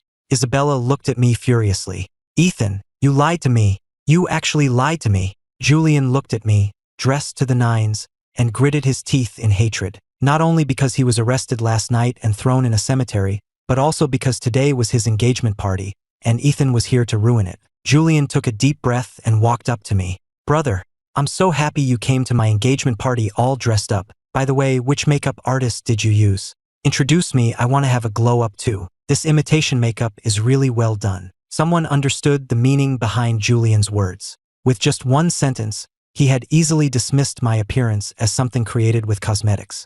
"That's hilarious. I looked at Julian. Sorry, I'm a man. I don't mess with all that fancy stuff like you do. After being publicly humiliated, Julian still forced a smile. Brother, you used to pretend to be ugly, poor, and uneducated. Now you've dropped the act and come to my engagement party. It's not to crash the wedding, is it? Julian put his arm around Isabella. Isabella isn't someone who only cares about looks. Brother, you should just give up and wish us well. I am here to wish you well, and I even brought a big gift. As I spoke, I clapped my hands. A bodyguard came up with a large box, making everyone's eyes widen in curiosity about what was inside. The bodyguard opened the box and dumped its contents on Julian and Isabella. Julian and Isabella were covered in it. Marcus looked at the condoms that almost buried them and trembled with anger. He roared, "Ethan, is it fun to come and ruin an engagement party?" That's right, the first gift I sent was a huge number of condoms that I had Sarah buy. Sarah had someone buy so many that they nearly cleared out a whole stock. Now they were all dumped on Julian and Isabella, burying them halfway. I smiled. Their relationship is so messy. Buying them some condoms not only prevents pregnancy, but also stops them from spreading diseases to others. My words made it sound like they had some kind of disease, which made them tremble even more with anger. Ethan, that's enough. I raised my hand. Bring out the second gift. This time, 2 bodyguards came up carrying a large box with a champagne bottle on top. Julian's eyes were red as he stared at me. How far are you going to take this? Will you only be satisfied if you steal Isabella? I took the champagne bottle and smiled at Julian. I wish you two, a bitch and a dog, a long and happy life together. Don't go out and harm anyone else. I popped the champagne on them, and Julian and Isabella were once again splashed. The fresh, strong scent made everyone feel that something was off. The bodyguard opened the box, revealing a large bucket. I raised an eyebrow and shouted, "Everyone, step back. It's time to give the bitch a healthy wash." Hearing this, the guests immediately backed away. The next second, the bodyguard took the large bucket and threw its contents with force. A brown liquid poured out. Isabella and Julian didn't dodge, and Marcus, Mrs. Hayes, and Mr. Hayes behind them were also drenched, soaked to the bone. The brown liquid covered them, not only soaking their clothes but also ruining their makeup, revealing their ugly, pathetic appearances. Isabella's voice was shrill to the extreme. "Ethan, I'm going to kill you." Mr. Hayes ordered, "Security, security, get this man out of here." The security guards didn't dare to move. A powerful figure had given orders to let me do as I pleased here. The champagne spray earlier didn't have a strong smell, but now, with a whole bucket thrown, the air was filled with a thick scent, not foul, but with a cool, medicinal fragrance. "What is that stuff?" someone asked, not knowing. "From the smell, it should be feminine wash." "Haha, this Ethan is incredible. Condoms and now feminine wash. A healthy wash indeed. What is feminine wash used for?" Then someone in the crowd explained what it was. After hearing the explanation, the guests couldn't help but want to give a thumbs up. This gift was absolutely perfect. Isabella and her family had never been so humiliated. To be so thoroughly shamed by a country boy like me made them furious. "Ethan, from the very beginning, the one engaged to Isabella was Julian, not you. Even if you turn the world upside down today, Isabella will never be engaged to you. You've already been a persistent pest, and now you're trying to force her by threatening to die," Marcus said with great sorrow. "Ethan, I know I've wronged you, but your brother has already said he's willing to give up his inheritance. He will absolutely not let you take Isabella from him. What more do you want?" Mr. Hayes said, "Ethan, don't turn into a murderer just because you failed to be a homewrecker. The Hayes family's engagement was never with you." I smirked. "Since you're so sure, then I'll have to present the evidence to prove you wrong." With that, I took out my phone, opened the call recording, and soon Marcus's voice came through. "Julian will change his legal name to Vance. From now on, he will be the young master of the Vance family. Also, we will announce that Isabella is engaged to Julian, and you are the one trying to steal your sister-in-law." I asked, "Wasn't I the one originally engaged to Isabella? Now you're changing the engagement at the last minute and calling me a homewrecker. Don't you care about my reputation?" Marcus laughed and said, "You're a country boy? What reputation do you have that's more important than your brother's?" After hearing the recordings, everyone turned to look at Marcus. It was clear that Isabella was originally engaged to Ethan, and only because of the scandal did Julian take his place. Everyone shook their heads. Treating an illegitimate son like a treasure and his own son like dirt, such a father is a rare species. I was wondering why such a handsome man like Ethan was rumored to be so ugly. It turns out they were trying to ruin his reputation. The crowd loved the drama and now they were all pointing fingers. Marcus's face was ashen as he looked at me. You actually recorded it. He never imagined I would record the conversation. I raised an eyebrow. How else would people know the truth if I didn't record it? Marcus was so angry his chest heaved, and he almost fainted. I turned to look at Julian. You stole your brother's fiancée. Aren't you going to explain yourself? Julian looked at his own pathetic state, while I stood there like an elegant and noble prince. His face was twisted with jealousy. He gritted his teeth and glared at me. Isabella and I have known each other since we were kids. If you hadn't suddenly come back, I would have been the one engaged to her. You're the one who stole Isabella? You're the homewrecker. Before he could finish, I raised my hand and gave him a resounding slap. Ethan, you dare to hit me. Julian lunged at me to fight back. My eyes turned cold, and I kicked him hard. Thud. Julian fell heavily to the ground. He roared like a madman, and I stepped forward, kicked him in the face, and ground my foot down. Julian, you can have that trashy woman if you want her. But if you think you can change your name and take over the Vance family's assets, dream on. The Vance family is mine, and you don't deserve the name. Marcus looked at his son with pity and rushed forward to teach me a lesson. That's your brother. You bastard. He raised his hand to hit me, but I held up the champagne bottle. With a crack, Marcus's hand hit the bottle hard, and he cried out in pain. Ethan, you even dare to hit your own father. Aren't you afraid of divine retribution? I pointed the champagne bottle at Marcus. If you keep being so biased, I'll show you what it means to put justice before family. My voice was as cold as ice, making people shiver. Marcus was also stunned by my presence. I looked down at Julian and pressed the champagne bottle against his face. The fate of a homewrecker is to be stripped naked in the street. I've already been very merciful. Mrs. Hayes shouted, Security! Arrest Ethan and take him to the police station. I'll give $10,000 to whoever does it. Seeing the security guards surround me, I sneered, holding the champagne bottle. Perfect. I'll test out my dog-beating skills. One to the left, one to the right, a shoulder throw here, a flying kick there. Thump, thump, thump. In less than a minute, several security guards were down on the ground. I raised an eyebrow at Mrs. Hayes, who shivered under my gaze. No matter what, Isabella will not be engaged to you. Even if you play hard to get, it won't work. You're a jinx, a curse that kills. Before Mrs. Hayes could finish, I threw the champagne bottle, scaring her into shutting her eyes tight. I walked straight up to Isabella. Give me back my ancestral ring. Isabella's face darkened. Ethan, don't push your luck. Everyone is just giving you a way out. I know you're playing hard to get, trying to get my attention. I didn't want to be disgusted by her, so I grabbed the bucket and slammed it over Isabella's head. The Hayes family had long been eyeing the billion-dollar ancestral ring. Otherwise, why would Isabella have come to propose as soon as I returned? They had originally planned for Julian to change his name to Vance, get engaged, and still get the ring. They never expected me to come and break off the engagement so publicly. Just as Mr. Hayes was about to have someone get the ring, Mrs. Hayes shrieked, Why should we give it to him? That ring should belong to our Hayes family. This is the emotional distress compensation you owe Isabella. I sneered. Emotional distress compensation? Mrs. Hayes said righteously, Yes, because of the engagement with you, and everything that has happened since last night, it's all your fault. You've harmed Isabella's interests and hurt her emotionally. You must compensate her. This shameless statement stunned everyone present. I turned to the bodyguard and asked, Is there any more feminine wash? The bodyguard immediately brought another large bucket. Mrs. Hayes backed away in terror. I grabbed her by the collar. Trash needs a good washing. Mrs. Hayes was caught off guard and pushed into the bucket. Just as Isabella was about to get up, I pushed her back down to the ground. Isabella cried out in pain, Ethan, you're a lunatic. Mrs. Hayes pointed a trembling finger at me. I'm going to call the police on you. I'm going to. I cut her off coldly. I can also sue you for extorting $1 billion. By the way, the collaboration project Isabella took, I can say she was an accomplice. Mrs. Hayes was so angry she couldn't speak. I smiled and continued, Extortion plus theft? How many years do you think that would get you?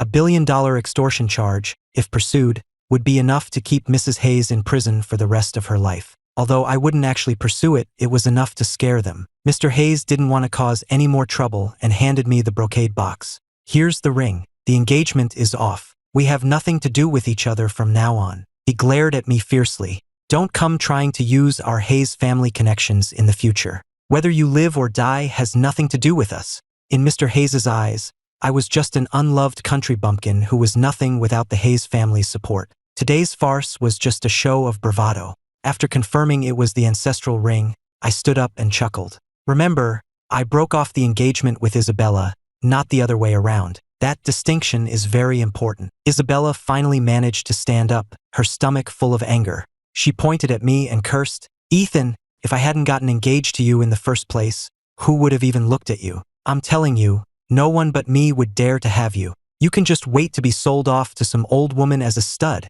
I raised an eyebrow and smiled. "Sorry, but the most noble woman in the world, Chloe Sterling, is going to marry me." My words were met with 3 seconds of dead silence. Then Isabella burst out laughing, and the other guests couldn't help but laugh as well. Everyone knew that Chloe Sterling was not interested in men. Any man who got close to her met a bad end. I admit Ethan is handsome. He could even be the most handsome man in the country, but Chloe isn't interested in men. Ethan must be really desperate to be making such a bold claim. Of all the things to brag about, he had to pick Chloe. In Newport Beach, Chloe was a legendary figure who struck fear into the hearts of many. Chloe was beautiful, rich, and had a clean reputation with no scandals.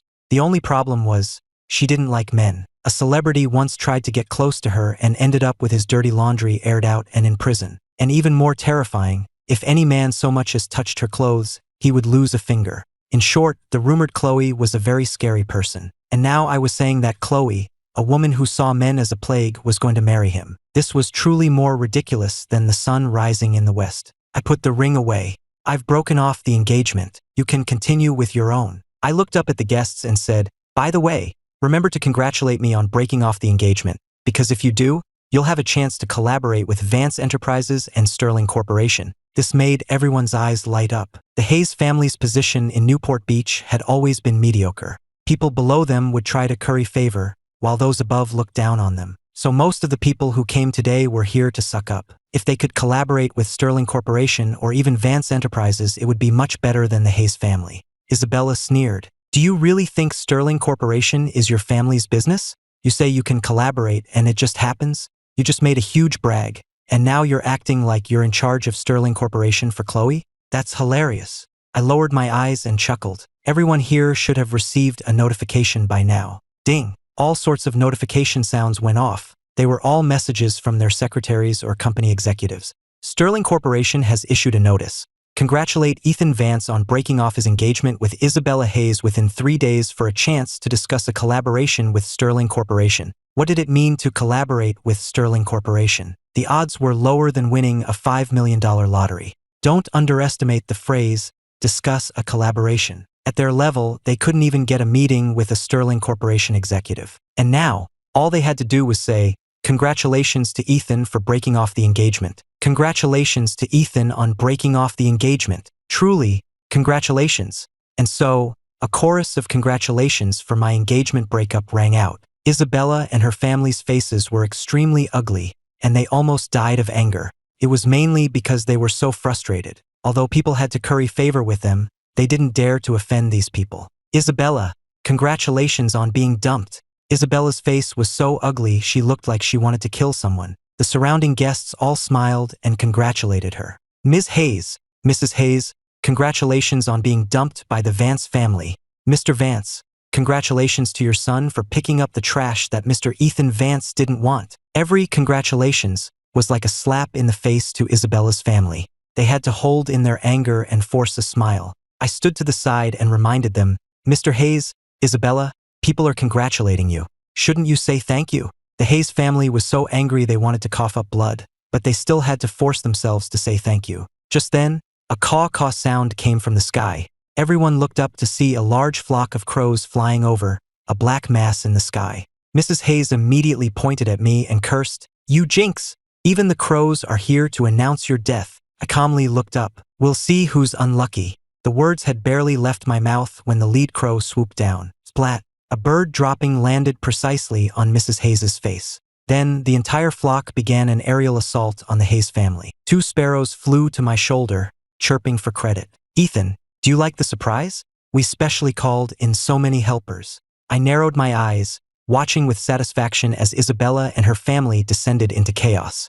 "I'm very satisfied." At first, the guests were afraid of being hit by bird droppings, but then they realized the flock seemed to be targeting only Isabella and her family. Woof, woof, woof. Suddenly, a chorus of barks erupted, and a pack of stray dogs rushed over, heading straight for Isabella and her family. The guests were full of questions. Why did the crows only poop on them? Why did the dogs only chase them? The Hayes family is so unlucky. It must be retribution brought on by that jinx, Julian. Isabella and her family were chased until they had nowhere to go, and they jumped into a smelly river, not even daring to show their heads. The animals had given Isabella and her family a hard time. I had finally broken off the engagement completely, and I was in a great mood. I sent a message to Chloe on iMessage.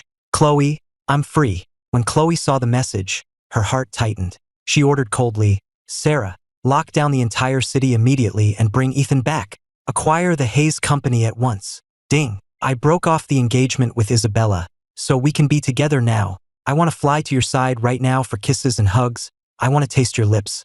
Can we kiss for 5 minutes when I get home? When Chloe saw the new message notification, the murderous look on her face instantly vanished. Sarah, come back. Sarah was completely bewildered. Ms. Sterling's mood swings were too fast. Just a moment ago, she looked like she was about to kill someone. Chloe stared at her phone screen, typed out half of a congratulations, then deleted it, feeling it sounded too much like she was gloating. She typed again, okay. Then she frowned and deleted it, thinking it was too cold. That's great. I miss you too. I want to kiss you for a long time. 5 minutes isn't enough. Looking at the message, Chloe thought it was too explicit. She kept typing and deleting like this, her expression as serious as if she were reviewing a royal decree. Sarah watched from the side, completely confused. Ms. Sterling, what's wrong? Chloe replied coldly, nothing. In reality, she was struggling with how to reply to me. Just then, Dr. Quinn came in with her medical bag and whispered to Sarah, what's wrong with Ms. Sterling? Sarah shook her head. I don't know. She's been fiddling with her phone for a while. It was well known that Ms. Sterling was never addicted to her phone. Her days were filled with work and thinking about Ethan. Dr. Quinn stepped forward. Ms. Sterling, it's time to change your dressing. Chloe looked up. If a boy sends a message saying he misses you, what's a good way to reply? Dr. Quinn was completely bewildered. Had Ms. Sterling taken the wrong medicine today? Chloe continued. If a boy says he wants to kiss, how do you reply without sounding too eager? Dr. Quinn glanced at her phone. Is it Mr. Vance? A blush spread across Chloe's face. Dr. Quinn's eyes widened in shock. The Ice Queen could actually blush. Chloe urged coldly, answer quickly. It's urgent. Ethan was still waiting for a reply. Dr. Quinn opened her medical bag. Don't overthink it. Just reply instantly. Chloe finally settled on waiting for you. Just then, another message from me came in. Chloe didn't reply to me instantly. You really don't love me anymore. Chloe immediately panicked. Then another message arrived. We just kissed last night. I was just a little nice to you, and you already don't cherish me. Chloe stared at the messages from me on her phone, completely bewildered. It was true that what you can't have is always the best. Chloe doesn't love me anymore. Why don't you love me anymore? Is it because I got handsome? Chloe fumbled to reply when a video call from me suddenly came in. Chloe, Dr. Quinn urged from the side. Ms. Sterling, take off your clothes. Hearing that, my face instantly darkened. So that's why Chloe wasn't replying to me. She was messing around with Dr. Quinn. Dr. Quinn quickly explained, I like men. Excuses are just a cover-up. Where's Chloe? Dr. Quinn was speechless. Chloe said seriously, word by word, I love Ethan, and I will never not love Ethan. She was explaining why she hadn't replied instantly, and also answering my string of you don't love me messages. I finally smiled. Silly, I just wanted to hear you say you love me. I wanted you to coax me. Dr. Quinn watched the two of them being all lovey-dovey on the video call and urged again, Miss Sterling, take off your clothes. Chloe refused. No, Ethan said my body is not for others to see. I saw the medicine in Dr. Quinn's hand and changed my tune. Chloe, go ahead. Let her change the dressing on your back first. I'll take care of the other places when I get home. Remember, except for your back, don't let Dr. Quinn touch anywhere else. After the video call ended, Chloe was still staring at the black screen with a silly smile. Dr. Quinn, did you hear what Ethan said? I heard. He said not to let me touch anywhere else. Chloe smiled and said, he said this is his home. Dr. Quinn was speechless. Wasn't that a completely different point? While changing the dressing on Chloe's back, Dr. Quinn couldn't help but say, Miss Sterling, Ethan is being so attentive all of a sudden. He might have ulterior motives. He's acting too abnormally. I'm worried he'll hurt you. But Chloe just smiled. So what? As long as he's happy. Dr. Quinn rolled her eyes. Ms. Sterling was truly hopeless. I bet he won't be back in half an hour. I heard he went to get engaged. Ethan went to find Isabella. If it's not for the engagement, then it's for. Before she could finish, Chloe grabbed her hand and threw her to the ground. Chloe said coldly, "Don't talk about Ethan like that, or I won't be so polite." Dr. Quinn got up, furious. "Chloe, you're choosing a man over your friend. I took a bullet for you, and you throw me for a man." Dr. Quinn was hopping mad. Chloe's tone softened a bit. "Don't talk about Ethan like that. He's my life, my soul. Sisterhood is important, but Ethan is my soul. Without him, I would be lost." Dr. Quinn sulked for a while, then suddenly understood. Chloe was very stubborn. Once she set her mind on Ethan, she would never change. Even if Ethan had a sex change, Chloe would still want him and no one else. Dr. Quinn said confidently, "I bet Ethan won't be back in half an hour." Chloe looked down at her phone. "He will." Dr. Quinn sat down across from Chloe. "Want to make a bet? If Ethan comes back in half an hour, I'll apologize to him and be polite to him from now on. If he doesn't come back, you have to send people to catch him, and you can't talk to him for a whole day." This bet was clearly in Chloe's favor. After all, according to custom, after I was caught running away, I would ignore Chloe for 3 days. Chloe's thin lips curved slightly. "Ethan will definitely come back." Dr. Quinn snorted triumphantly. "Then it's a deal. I guarantee Ethan went to get engaged to Isabella." She quickly took out her phone and started scrolling through Twitter, looking for related news. Sarah finished her call and walked over. "Ms. Sterling, Mr. Vance is on his way back." Chloe, who had been looking down, suddenly looked up. Dr. Quinn laughed dryly. "It must be a trick."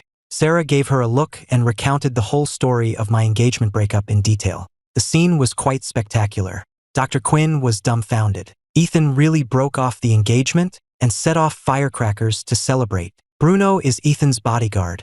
The information is absolutely reliable. Chloe was stunned for a moment, then the corners of her mouth turned up. "Is the aftermath taken care of?" She was worried that the video of me hitting people in public would be uploaded to the internet. Sarah nodded. "It's all been arranged. No one dares to post any news about Mr. Vance hitting people. Ever since I was brought to Sterling Estates, all the negative press about me online had disappeared. Chloe protected me very well, not allowing anyone to slander me." Dr. Quinn, still skeptical, opened Twitter, only to find it flooded with the disastrous engagement scene of Isabella and Julian. The two were publicly humiliated and finally attacked by a flock of birds. And the news of my engagement breakup had gone viral. Just then, the sound of a car engine came from outside. The housekeeper, Mrs. Davis, rushed in. "Ms. Sterling, Mr. Vance is back."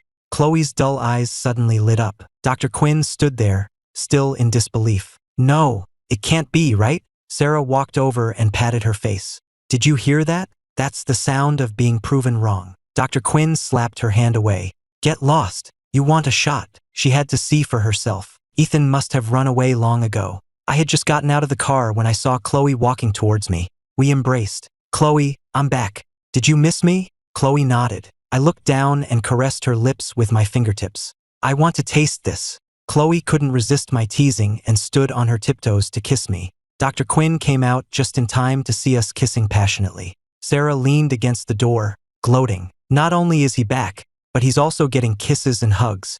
Dr. Quinn glared at her. "Haven't you had enough of their public displays of affection? You want another shot?" Hearing the word shot, Sarah immediately backed down. I was kissed until I was almost out of breath before we separated. "Has it been 5 minutes yet?" Chloe said seriously. "No. Should we buy an hourglass to time it?" I was amused. "Did you learn how to kiss today?" Although she was still clumsy last night, she had made great progress today. Chloe shook her head. "Not yet. I need another 10 minutes of practice." Just then, Dr. Quinn suddenly poked her head in. "Can you practice later? It's time for Ms. Sterling to change her dressing." If they continued like this, she was really afraid they would put on a live show. Chloe glared at Dr. Quinn with a displeased expression. "You lost." I tilted my head curiously. "What did Dr. Quinn lose?" Sarah gloated from the side. "She bet you wouldn't come back. She said if you did, she would apologize to you and never bother you again." Dr. Quinn was straightforward and bowed to me directly. "I'm sorry. I misunderstood you before. I'll be polite to you from now on." She thought to herself, this man actually didn't run away. Ms. Sterling can suffer a little less today. I felt a little embarrassed. I'm the one who should be sorry. I used to always lose my temper with you. I nodded at Dr. Quinn and Sarah. It won't happen again. Dr. Quinn jumped back in fright. Are you possessed by a ghost? This is too creepy. I used to call them Chloe's dogs all the time and even sent them dog food to humiliate them. Now I was actually apologizing. I nodded with a smile. Yes, but I'm only after Chloe's beauty. You're not worthy. I remembered my past life, how badly I had treated them, yet they protected me until their deaths. I had to make it up to them in this life. Back in the room, Chloe sat obediently on the edge of the bed. I stood in front of her, making her heart race. I cleared my throat, my face red. Take off your pants. Chloe shyly lowered her head. Ethan, I'm not taking them off. I grinned mischievously. Then I'll help you. Chloe stared straight at me, then suddenly stood up. Okay, then you take them off. I was stunned. I had only said that to get her to do it herself, but she had turned the tables on me. Chloe looked down at me without a hint of malice, and I was the one who blushed under her gaze. I gritted my teeth. Fine, I'll do it. I quickly pulled down her pants and then focused on applying the medicine. Chloe's face was so red it looked like it could bleed. After finally finishing, I couldn't take it anymore. I'm going to eat. Downstairs, Dr. Quinn and the others were eating. Seeing me run down, Dr. Quinn looked surprised. So fast? Ethan, you're not very good at this. I immediately bristled. You're the one who's not good. I suddenly remembered something and slapped my forehead. Oh no, I forgot about my sister. At that moment, my sister was staring eagerly at her phone. I had added her as a friend this morning and hadn't sent a single message since. Her assistant, Kim, said listlessly, he's definitely playing you, or he wants money. Arya Vance had a fond smile on her face. But he called me big sister. So what if he was playing her? If he needed money, she would rob a bank for him. Kim had stayed up all night with her and couldn't help but complain. Arya, you're being too dramatic. Arya stared at the words big sister in the chat and couldn't stop smiling. Ethan is the first person to ever call me big sister. She wanted to post it on Facebook to show off right now. Kim sneered. How many times has Ethan lied to you? Every time it's either for money or because he's in trouble. This time he just disappeared for half a month. Arya took a screenshot of the chat and giggled at the words, big sister. Kim suddenly remembered something. Arya, have you heard that Sterling Corporation lost $1 billion project? Arya was busy posting on Facebook. What's that got to do with me? She posted a status, first day of being a big sister. She even tagged her 5 other sisters, but not Ethan, afraid he would get too proud. The comments section quickly exploded. Big sister, just say it. How much money does Ethan want? Second sister, just say it. Who did Ethan hit this time that you have to take the blame for? Third sister, is Ethan out of his mind? Or are you having a nightmare? Fourth and fifth sisters, reported. Arya replied to each of them. Ethan would never ask for money. You're just jealous that I'm the first one he called big sister. Kim continued. I heard Ethan was the one who stole the project. Arya looked up sharply. Who did you say? Kim nodded. It should be Ethan. My brother is a legal consultant for Sterling Corporation, and he said old man Sterling wants to call the police on him. $1 billion case, if he can't pay it back, he'll be in prison for life. Arya looked at the reply she had just sent and touched her face. Kim, do you think my face is swollen? Kim silently opened Facebook and nodded seriously. It could be even more swollen. Arya replied to her sisters in tears. Big sister, I want $1 billion. Please be my sugar mommy. Second sister, I need a favor. Sell your research. Third sister, how many years do you get for stealing $1 billion secret? Can you get a reduced sentence? Fourth and fifth sisters, remember to visit me in prison, take care of Ethan, and light a candle for me next year. All 5 sisters replied in unison, get lost. Arya looked at the chat with a worried expression. Ethan is so considerate, he didn't even ask me for money at such a difficult time. Kim looked at her speechlessly. No, such a considerate brother. I have to save him. Arya suddenly perked up. Accept all the script offers, and give me a list of rich old men. Kim almost burst out laughing. Arya, you're going to sell yourself? It's a sob story. If it's not sad enough, how will the old men be willing to pay? Arya opened a group chat with rich old men and sent a message. Daddies, I don't want to work hard anymore. Please be my sugar daddies. As soon as Arya sent the message to the group, the rich old men went crazy. How much does Arya want? I'll give it to you. Who dares to compete with me? Arya replied cheekily, I don't want much, just $1 billion. The message had just been sent when a system notification popped up. You have been removed from the group chat by the group owner. Arya sighed. Ding, ding, ding. Her phone suddenly started ringing like crazy. Bank notification, $900 million deposited. A message transfer, 10 million. Red envelope, 2 million. Arya jumped up in excitement. Big sister sent a message. The money is for that country bumpkin. If you dare to take it, I'll blacklist you. Second sister sighed. My research grant is 100,000. If you touch a single penny, I'll poison you. Third, fourth, and fifth sisters also sent warnings. Arya touched the $1 billion that she hadn't even had a chance to warm up, her heart aching so much she could barely breathe. I really want to keep it for myself. Her 5 sisters were so hypocritical. Yesterday they said they wouldn't care about their little brother, and today they were all secretly sending money. Arya sighed as she transferred the money. The Sterling family's bank is so fast, $1 billion in a second. It would be even better if the Sterling family didn't pursue Ethan. After the transfer, she sighed again. I still have to pay it back. Who made me Ethan's sister? On the other side, I was eating when my phone suddenly started vibrating like crazy. Whoa, am I being kept? Chloe, who had just reached the top of the stairs, instantly darkened. I counted the balance, 1 billion and 10 million. Dr. Quinn looked up in shock. Miss Sterling gave it to you? That's too much spoiling. Sarah facepalmed. Miss Sterling was helping Ethan fill a hole. I blinked. $1 billion to be my sugar mommy? I asked deliberately, should I dump Chloe for $1 billion? Dr. Quinn and Sarah saw Chloe coming downstairs and quickly shoveled a few mouthfuls of food. I asked strangely, what are you guys doing? Before I could finish, Chloe's cold voice sounded in my ear. Is $1 billion a lot? I jumped in fright. Chloe. Chloe stared at me coldly. Is $1 billion a lot? I first nodded, then shook my head vigorously. Chloe's eyes grew even colder. Not much. So you're still going to dump me for $1 billion? I quickly stood up and hugged her. Chloe, you didn't hear me finish. I was going to kick you onto the bed. And then, Dr. Quinn and Sarah were dumbfounded. Was this still the same Ethan? A cold aura emanated from Chloe. Chloe, sit down and eat. I quickly pulled her to a seat and kept putting food on her plate, not daring to mention the $1 billion again. Chloe felt it was all very unreal. In the past, Ethan would have definitely told her to get lost and cursed at her, but now he was actually explaining and trying to please her. On the other side, Arya waited for me to call her big sister until she fell asleep, but it never came. Not even a thank you, not even a response. Kim tucked her in. Ethan is such an ungrateful wolf. He took $1 billion and didn't even say thank you. Arya stayed up all night fighting his haters for him, and he doesn't even appreciate it. After dinner, Chloe took me to the study and stood in front of the safe. I looked up and asked, what's up? I knew this safe was important. In my past life, I almost got blown up trying to crack the code. Chloe said, give me your hand. I held out my hand, and Chloe took my thumb and pressed it on the safe. Soon, the machine prompted, fingerprint successful. Welcome, master. From now on, you are its master. All of the Sterling family's assets are in here. I was stunned. This isn't right, is it? Chloe looked at me. I'm already yours. What's a mere 100 billion? Chloe's sweet words made my heart race. Chloe, you're too good at flirting. Chloe frowned. I'm just telling the truth. I hugged Chloe. Chloe, you're too good to me. I love you so much. Those words shot through Chloe's heart like an arrow. I looked down at her.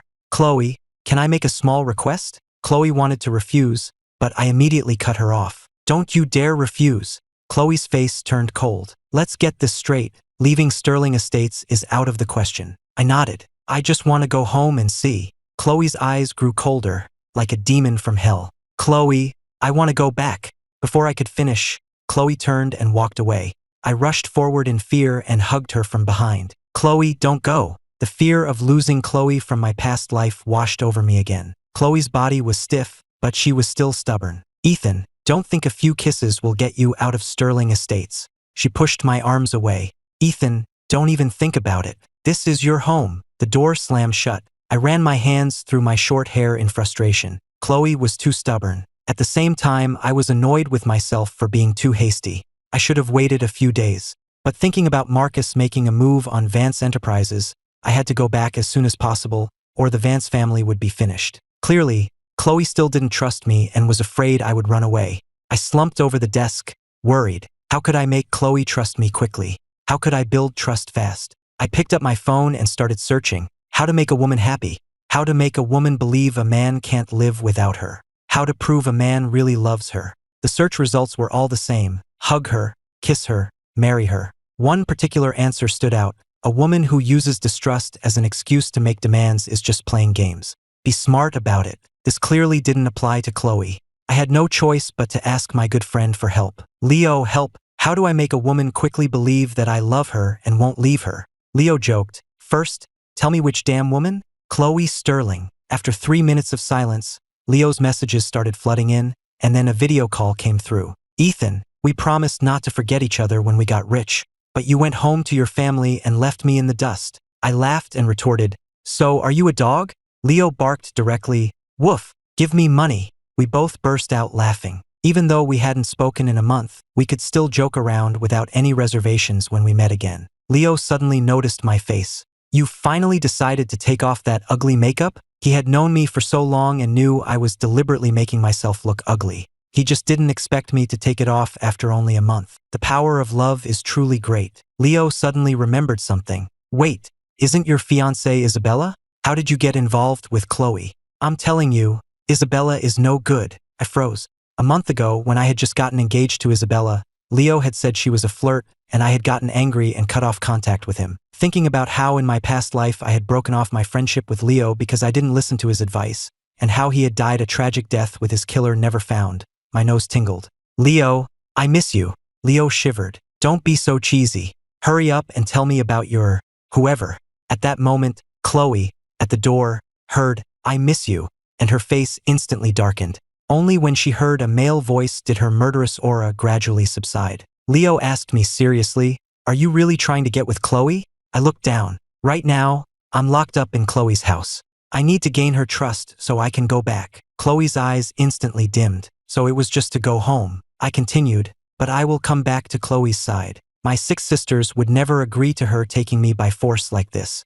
If you like someone, you should pursue them first, then date and finally get married. Chloe's eyes lit up again. I remembered my regrets with Chloe from my past life. I had never even known what it was like to be in love. Leo quickly interrupted me. Wait, are you really going to pursue Chloe? Outside the door, Chloe was pressed against it, eavesdropping. I nodded seriously. Chloe is the woman I've chosen for this life. Leo laughed helplessly. Do you know Chloe's nickname? I counted on my fingers.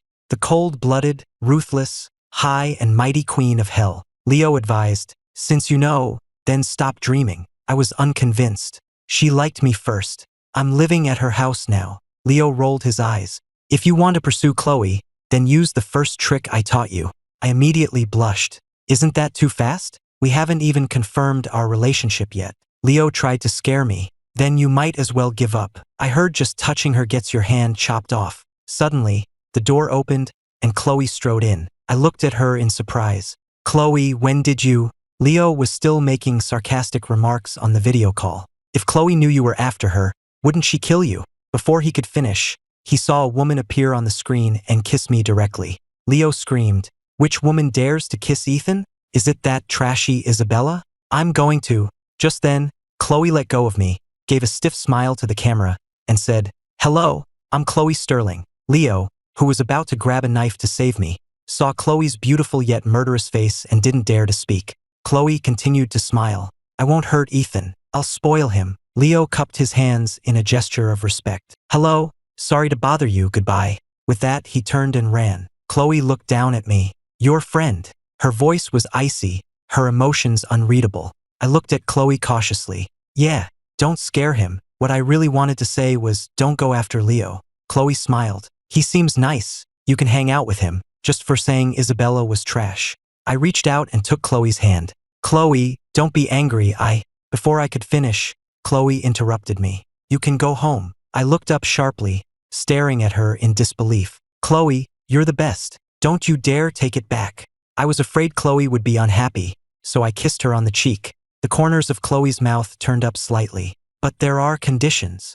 I smiled at her. Name them. Seeing how happy I was, Chloe couldn't bring herself to say the many conditions she had in mind. In the end, she only said one thing, don't cross my bottom line. This condition was both difficult and simple. Difficult because I didn't know where Chloe's bottom line was, and simple because her bottom line would always change for me. Okay, I happily hugged Chloe. I will definitely not disappoint you. I wanted to make Chloe believe that I truly loved her and would never leave her again. Chloe gave a soft when are you going back? I had originally planned to leave today, but thinking about Chloe's injuries not being fully healed, I said, Let's wait until you're a little better. I have to watch over you, otherwise you won't eat or sleep well and you'll get sick again, and I'll be heartbroken. Chloe was already prepared for me to leave today and was surprised to hear me say that. I understood her meaning. I'm just going home for a few days. We'll have to go back when we get married, right? The words, when we get married, put Chloe in a great mood. I hugged her. Chloe, get well soon, so we can have a long future together. Back in the room, I took out my phone and sent a message to Arya on iMessage. Thanks, big sister. When are you free to grab a bite? The message had just been sent when a system notification popped up. You are not yet friends with this person. My sister actually deleted me. Couldn't believe it. The sister who spoiled me the most had actually deleted me as a friend. I called her directly. The first time, no one answered. The second time, it finally went through. A roar came from the other end of the line. Ethan, you troublemaker. Can you stop bothering Arya? I was stunned for a moment, then realized it was Kim, Arya's manager.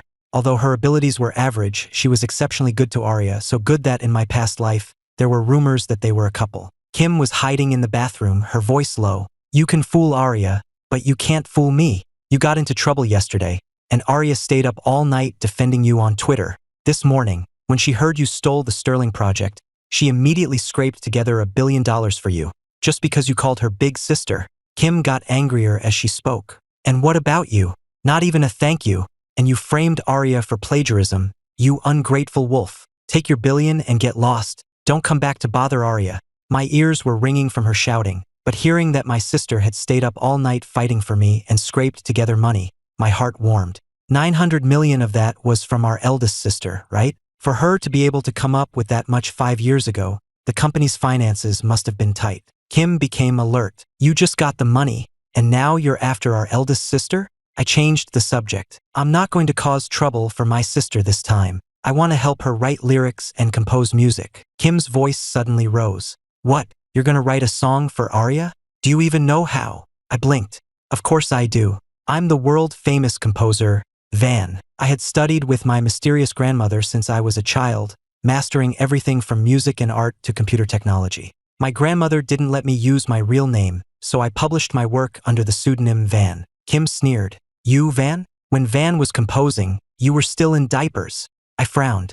Not quite. I composed my first piece when I was 5. Kim almost burst out laughing. 5 years old? At 5, you probably couldn't even sing Twinkle, Twinkle, Little Star properly.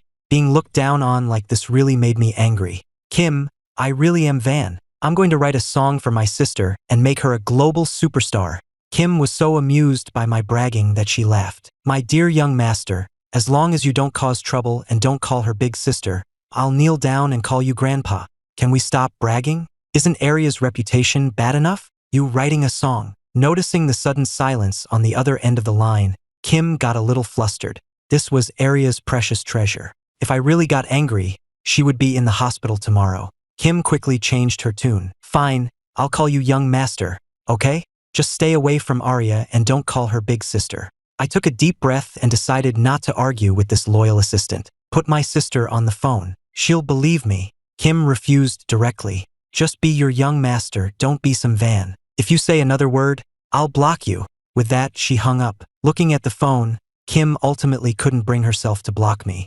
If it weren't for you, you troublemaker, Arya would have been a superstar long ago. I stared at my phone in frustration. Why does no one believe the truth these days? Fine, I'll write the song first and show it to my sister when I see her. I sat at the desk with my eyes closed, my fingers tapping lightly on the surface. It seemed random, but anyone who knew music would be shocked. The tapping held an astonishing sense of rhythm. Perhaps only when someone sang this song would people understand its brilliance. Chloe was leaning against the door at some point. When I opened my eyes and saw her, my eyes curved into a smile. Chloe, does it sound good? Chloe nodded seriously. I was tapping so lightly that Chloe couldn't possibly have heard it, yet she lied without batting an eye. I looked at Chloe. Did you deal with that bastard from the bar yesterday? Chloe lowered her eyes. No. The woman who dared to covet Ethan had met a terrible end, but she didn't want Ethan to know how cruel she could be. I glanced at Chloe's fingers. Let her rot in prison. Chloe nodded. Okay. I suddenly wrapped my arms around her slender waist. Chloe, you were a good girl and slept last night, right? Do I owe you a few kisses? Chloe's body stiffened slightly in my arms. Then the familiar, reassuring softness completely relaxed. She didn't turn around, but a suspicious blush crept up her ears. Her voice was still cool, but it held a hint of imperceptible shyness. "You owe me more than just a few," I chuckled softly, resting my chin on her shoulder, my warm breath brushing against her neck. I could feel her subtle shiver, which filled my heart with endless affection and satisfaction. Since being reborn, my greatest achievement was perhaps teaching this iceberg how to melt for me. "All right then," I said, turning her to face me, my fingertips gently caressing her cool lips. "From now on, I'll pay you back slowly with interest." I leaned down and kissed her. This kiss was different from the previous ones, which were domineering and probing. This one was full of cherish and tenderness. I patiently traced the shape of her lips, feeling her inexperience and her response. She closed her eyes, her long eyelashes fluttering like butterfly wings. Her hands nervously clutched my clothes, moving from initial uncertainty to gradually sinking into the moment. When the kiss ended, she leaned against my chest, her breathing slightly ragged. Her eyes, usually as cold as frost, were now shimmering with moisture, as if filled with a river of stars. "Ethan," she said softly, "I've already had Sarah handle the Willow Creek project. The $1 billion your sister paid for you has also been returned." My heart warmed. I had almost forgotten about my sisters, who always said they wouldn't care about me but were the first to scrape together money when I was in trouble. Especially my eldest sister, Victoria, the acting CEO of Vance Enterprises. 5 years ago, the company's finances were already tight. For her to come up with $900 million, she must have paid a huge price. "Chloe, thank you," I said sincerely. She shook her head, looked up at me, her eyes serious. "Between us, there's no need for thanks." My heart stirred, and I took her hand. "I want to go see them and explain everything in person. In my past life, I was deceived by Marcus and turned against my sisters, even personally pushing them into desperate situations. In this life, I would not repeat the same mistakes."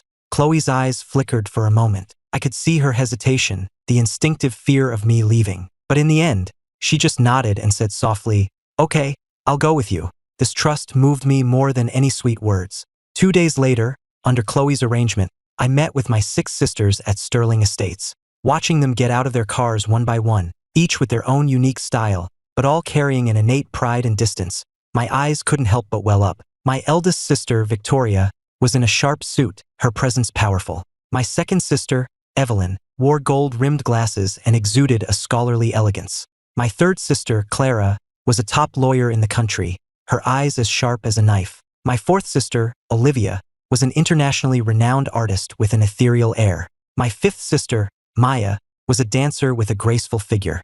And then there was my infamous top celebrity cousin, Arya. When they saw Chloe by my side, a flash of surprise crossed their eyes, but it was mostly a look of scrutiny for me, the troublemaker. "Just say it. What trouble have you caused this time that requires Miss Sterling's intervention?" Victoria spoke first, her tone icy. I took a deep breath, didn't argue, and instead bowed deeply to them. "I'm sorry." This bow stunned everyone. "I'm sorry. In my past life, before I was a bastard, I was blinded, trusted the wrong people, and hurt you. From now on, it won't happen again." I looked up, my gaze sweeping over each of them. Vance Enterprises was our mother's life's work. I will not let Marcus and Julian touch a single bit of it. I will take back everything that belongs to us. My sisters looked at each other, clearly bewildered by my sudden change. Arya was the first to react, pouting her lips. "Easy for you to say. How are you going to take it back? Are you going to ask us for money again?" "No." I shook my head and looked at Chloe beside me. She gave me an encouraging look. "This time, I'll do it my way." At that meeting, I laid out the whole conspiracy of Marcus and his son, and the greed of the Hayes family. Although my sisters were skeptical, seeing my unprecedented seriousness and Chloe's firm support, they ultimately chose to trust me for the time being. Once the seed of trust was planted, it began to sprout. Chloe also seemed to want me to know her better. That night, she took me to her study, a forbidden place that no one but her and Sarah had ever entered. The study was large, with one wall covered by a floor-to-ceiling bookshelf and the other adorned with several paintings. My attention was drawn to a dusty rosewood box on the desk. "What's this?" I asked curiously. A rare hint of awkwardness appeared on Chloe's face. She walked over and gently opened the box. Just some worthless little things. There were no jewels in the box, only a few yellowed photos, a faded butterfly hairpin, and a jade pendant worn smooth. When I saw the jade pendant, I felt as if I had been struck by lightning, my blood instantly freezing. It was an ordinary piece of white jade, but on it was a crookedly carved Chloe in a childish hand. My breath caught in my throat. With a trembling hand, I picked up the jade pendant, and all the fragmented memories of my past and present lives began to frantically intertwine and reassemble in my mind. Where did this come from? My voice was so hoarse it didn't sound like my own. Chloe lowered her head, her voice as soft as a dream. I found it by a river in the countryside, many years ago. By a river in the countryside. I closed my eyes, and dusty memories flooded back like a tide. I was 8 years old that year. I was playing and fell into the water. The cold river engulfed me, and my consciousness gradually faded. Just as I thought I was going to die, a pair of thin but strong hands grabbed me and pulled me to the shore with all their might. I coughed up water, and in my blurry vision, I could only see a little girl in a faded white dress. She was soaked to the bone, her face pale, and she looked at me without a word, her eyes like a lonely universe. I asked her name, but she just shook her head and ran away. I only had time to pick up this engraved jade pendant from her pocket as she hurried away. From then on, I held the savior firmly in my heart. After returning to the Vance family, Isabella somehow heard about this and forged a similar jade pendant, claiming she was the one who saved me. Young and naive, I believed her, giving her all my gratitude and trust, while completely forgetting my true savior. So it was her. It had always been her. I snapped my eyes open and stared at Chloe, a sharp pain shooting through my chest, a pain of endless regret and heartache. I'm such an idiot. What have I done? In my past life, for a liar, I had hurt the woman who protected me with her life, hurt her beyond repair. Why didn't you tell me? I grabbed her shoulders, my grip so tight it made her frown. Chloe was startled by my reaction. A flash of panic crossed her eyes, and then she confessed, "Back then, I wasn't very good at talking, and later you had someone else by your side, so I thought it was enough to just watch you from a distance." Watching me from a distance. So, her almost obsessive love for me wasn't without reason. It was a silent protection that had lasted for over a decade, spanning 2 lifetimes. I couldn't control myself anymore and pulled her tightly into my arms, my grip so strong it felt like I was trying to merge her into my very bones. "I'm sorry, Chloe. I'm sorry." 1,000 words, but in the end, only those 3 came out. What I owed her was more than just an apology. She hugged me back gently in my arms and said softly, "Ethan, you have nothing to be sorry for." In that moment, the last trace of distance between us vanished. I held her face and kissed her deeply, a kiss filled with the ecstatic joy of finding what was lost and a bone deep cherish. After the truth came out, there were no more barriers between Chloe and me. I told my sisters about it, and after their initial shock, they completely accepted Chloe. With the full support of my sisters, our counterattack plan officially began. My eldest sister used her business connections to start targeting the company shares controlled by Marcus from the outside. My third sister assembled a top-tier legal team and began collecting evidence of Marcus and his son's embezzlement of Vance Enterprises' assets. As for me, I focused my biggest suspicion on the cause of my mother's death. In my past life, I had always believed my mother died from overwork. But now that I thought about it, in the period before her death, Marcus had been overly attentive. He always personally prepared her medicine, not letting anyone else help. I told my second sister, Evelyn, about this suspicion. She was an expert in the field of biomedical science. She used her connections to find the family doctor who had treated my mother back then. That doctor had long been bought off by Marcus with a large sum of money and sent abroad. But under my second sister's combination of soft and hard tactics, he finally revealed the truth. Marcus had been adding a slow-acting poison to my mother's medicine for a long time, which, over time, led to her organ failure and death. When I got the doctor's signed confession and the medication records from that year, I was ice-cold, my killing intent boiling. Our actions proceeded in an orderly manner. Marcus and his son were beaten back at every turn. Their stock prices plummeted, their capital chain broke, and they were plagued by scandals. Just as we were about to close the net and take them to court, a desperate Julian made the most foolish move. He kidnapped Leo. I was discussing the next steps with Chloe when I received the call about Leo's kidnapping. On the phone, Julian's voice was frantic. "Ethan, bring all the share transfer documents for Vance Enterprises and come to the abandoned factory on the outskirts of the city alone. Otherwise, you can wait to collect your best friend's body." Chloe immediately wanted to mobilize the bodyguards, but I stopped her. "Chloe, trust me." I looked into her eyes. "This time, it's my turn to protect you." I closed my eyes and sent out my consciousness. The ability to communicate with animals that I had gained after being reborn played a crucial role at this moment. "My friends in the city, do me a favor. Soon, countless pieces of information from various channels flooded into my mind. A pigeon flying over an overpass saw Julian's black car. A rat hiding in the factory's ventilation duct heard the conversation between Leo and Julian. A sparrow perched on a window outside described the layout of the factory's interior to me. I pinpointed Leo's location precisely. I didn't call the police, nor did I bring a large group of people. I only brought a few top bodyguards sent by my sisters and, together with Chloe, silently surrounded the abandoned factory. Inside the factory, Leo was tied to a chair, and Julian held a knife to his neck, his face contorted with rage. "Ethan, you're finally here." He saw me walk in alone and laughed maniacally. "You can't beat me. Vance Enterprises is mine. The Vance family is mine." I looked at him coldly, as if watching a clown. "Julian, do you think you've won?" I clapped my hands. The factory doors were kicked open, and fully armed bodyguards poured in. At the same time, my third sister, Clara, appeared at the door with the police and a legal team. Julian's face changed drastically. He held Leo hostage and roared, bluffing, "Don't come any closer. If you do, I'll kill him. Is that so?" I slowly took a document from my pocket and threw it in front of him. "Take a look at this. Dr. Liu, who treated my mother back then, has confessed everything. Murder, commercial fraud, kidnapping, and extortion. Julian, you and your good father can prepare to spend the rest of your lives in prison." Julian looked at the confession and completely broke down. He dropped the knife and collapsed to the ground, and the few men around him, who we had already turned, immediately moved in to subdue him. After Leo was rescued, he rushed over, punched me, and then hugged me tightly.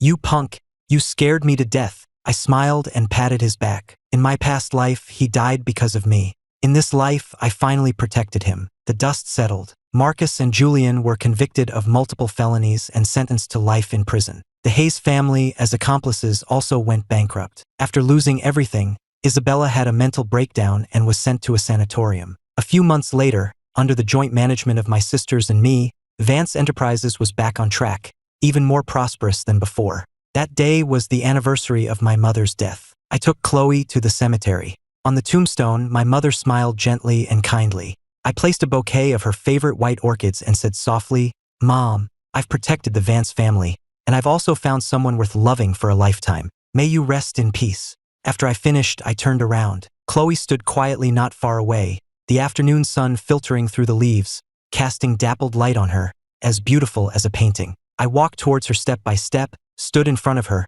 and pulled her tightly into my arms. "Chloe, thank you." She shook her head in my arms. I held her face and looked into her eyes. In them, I saw the familiar coolness, but also a tenderness that was reserved only for me.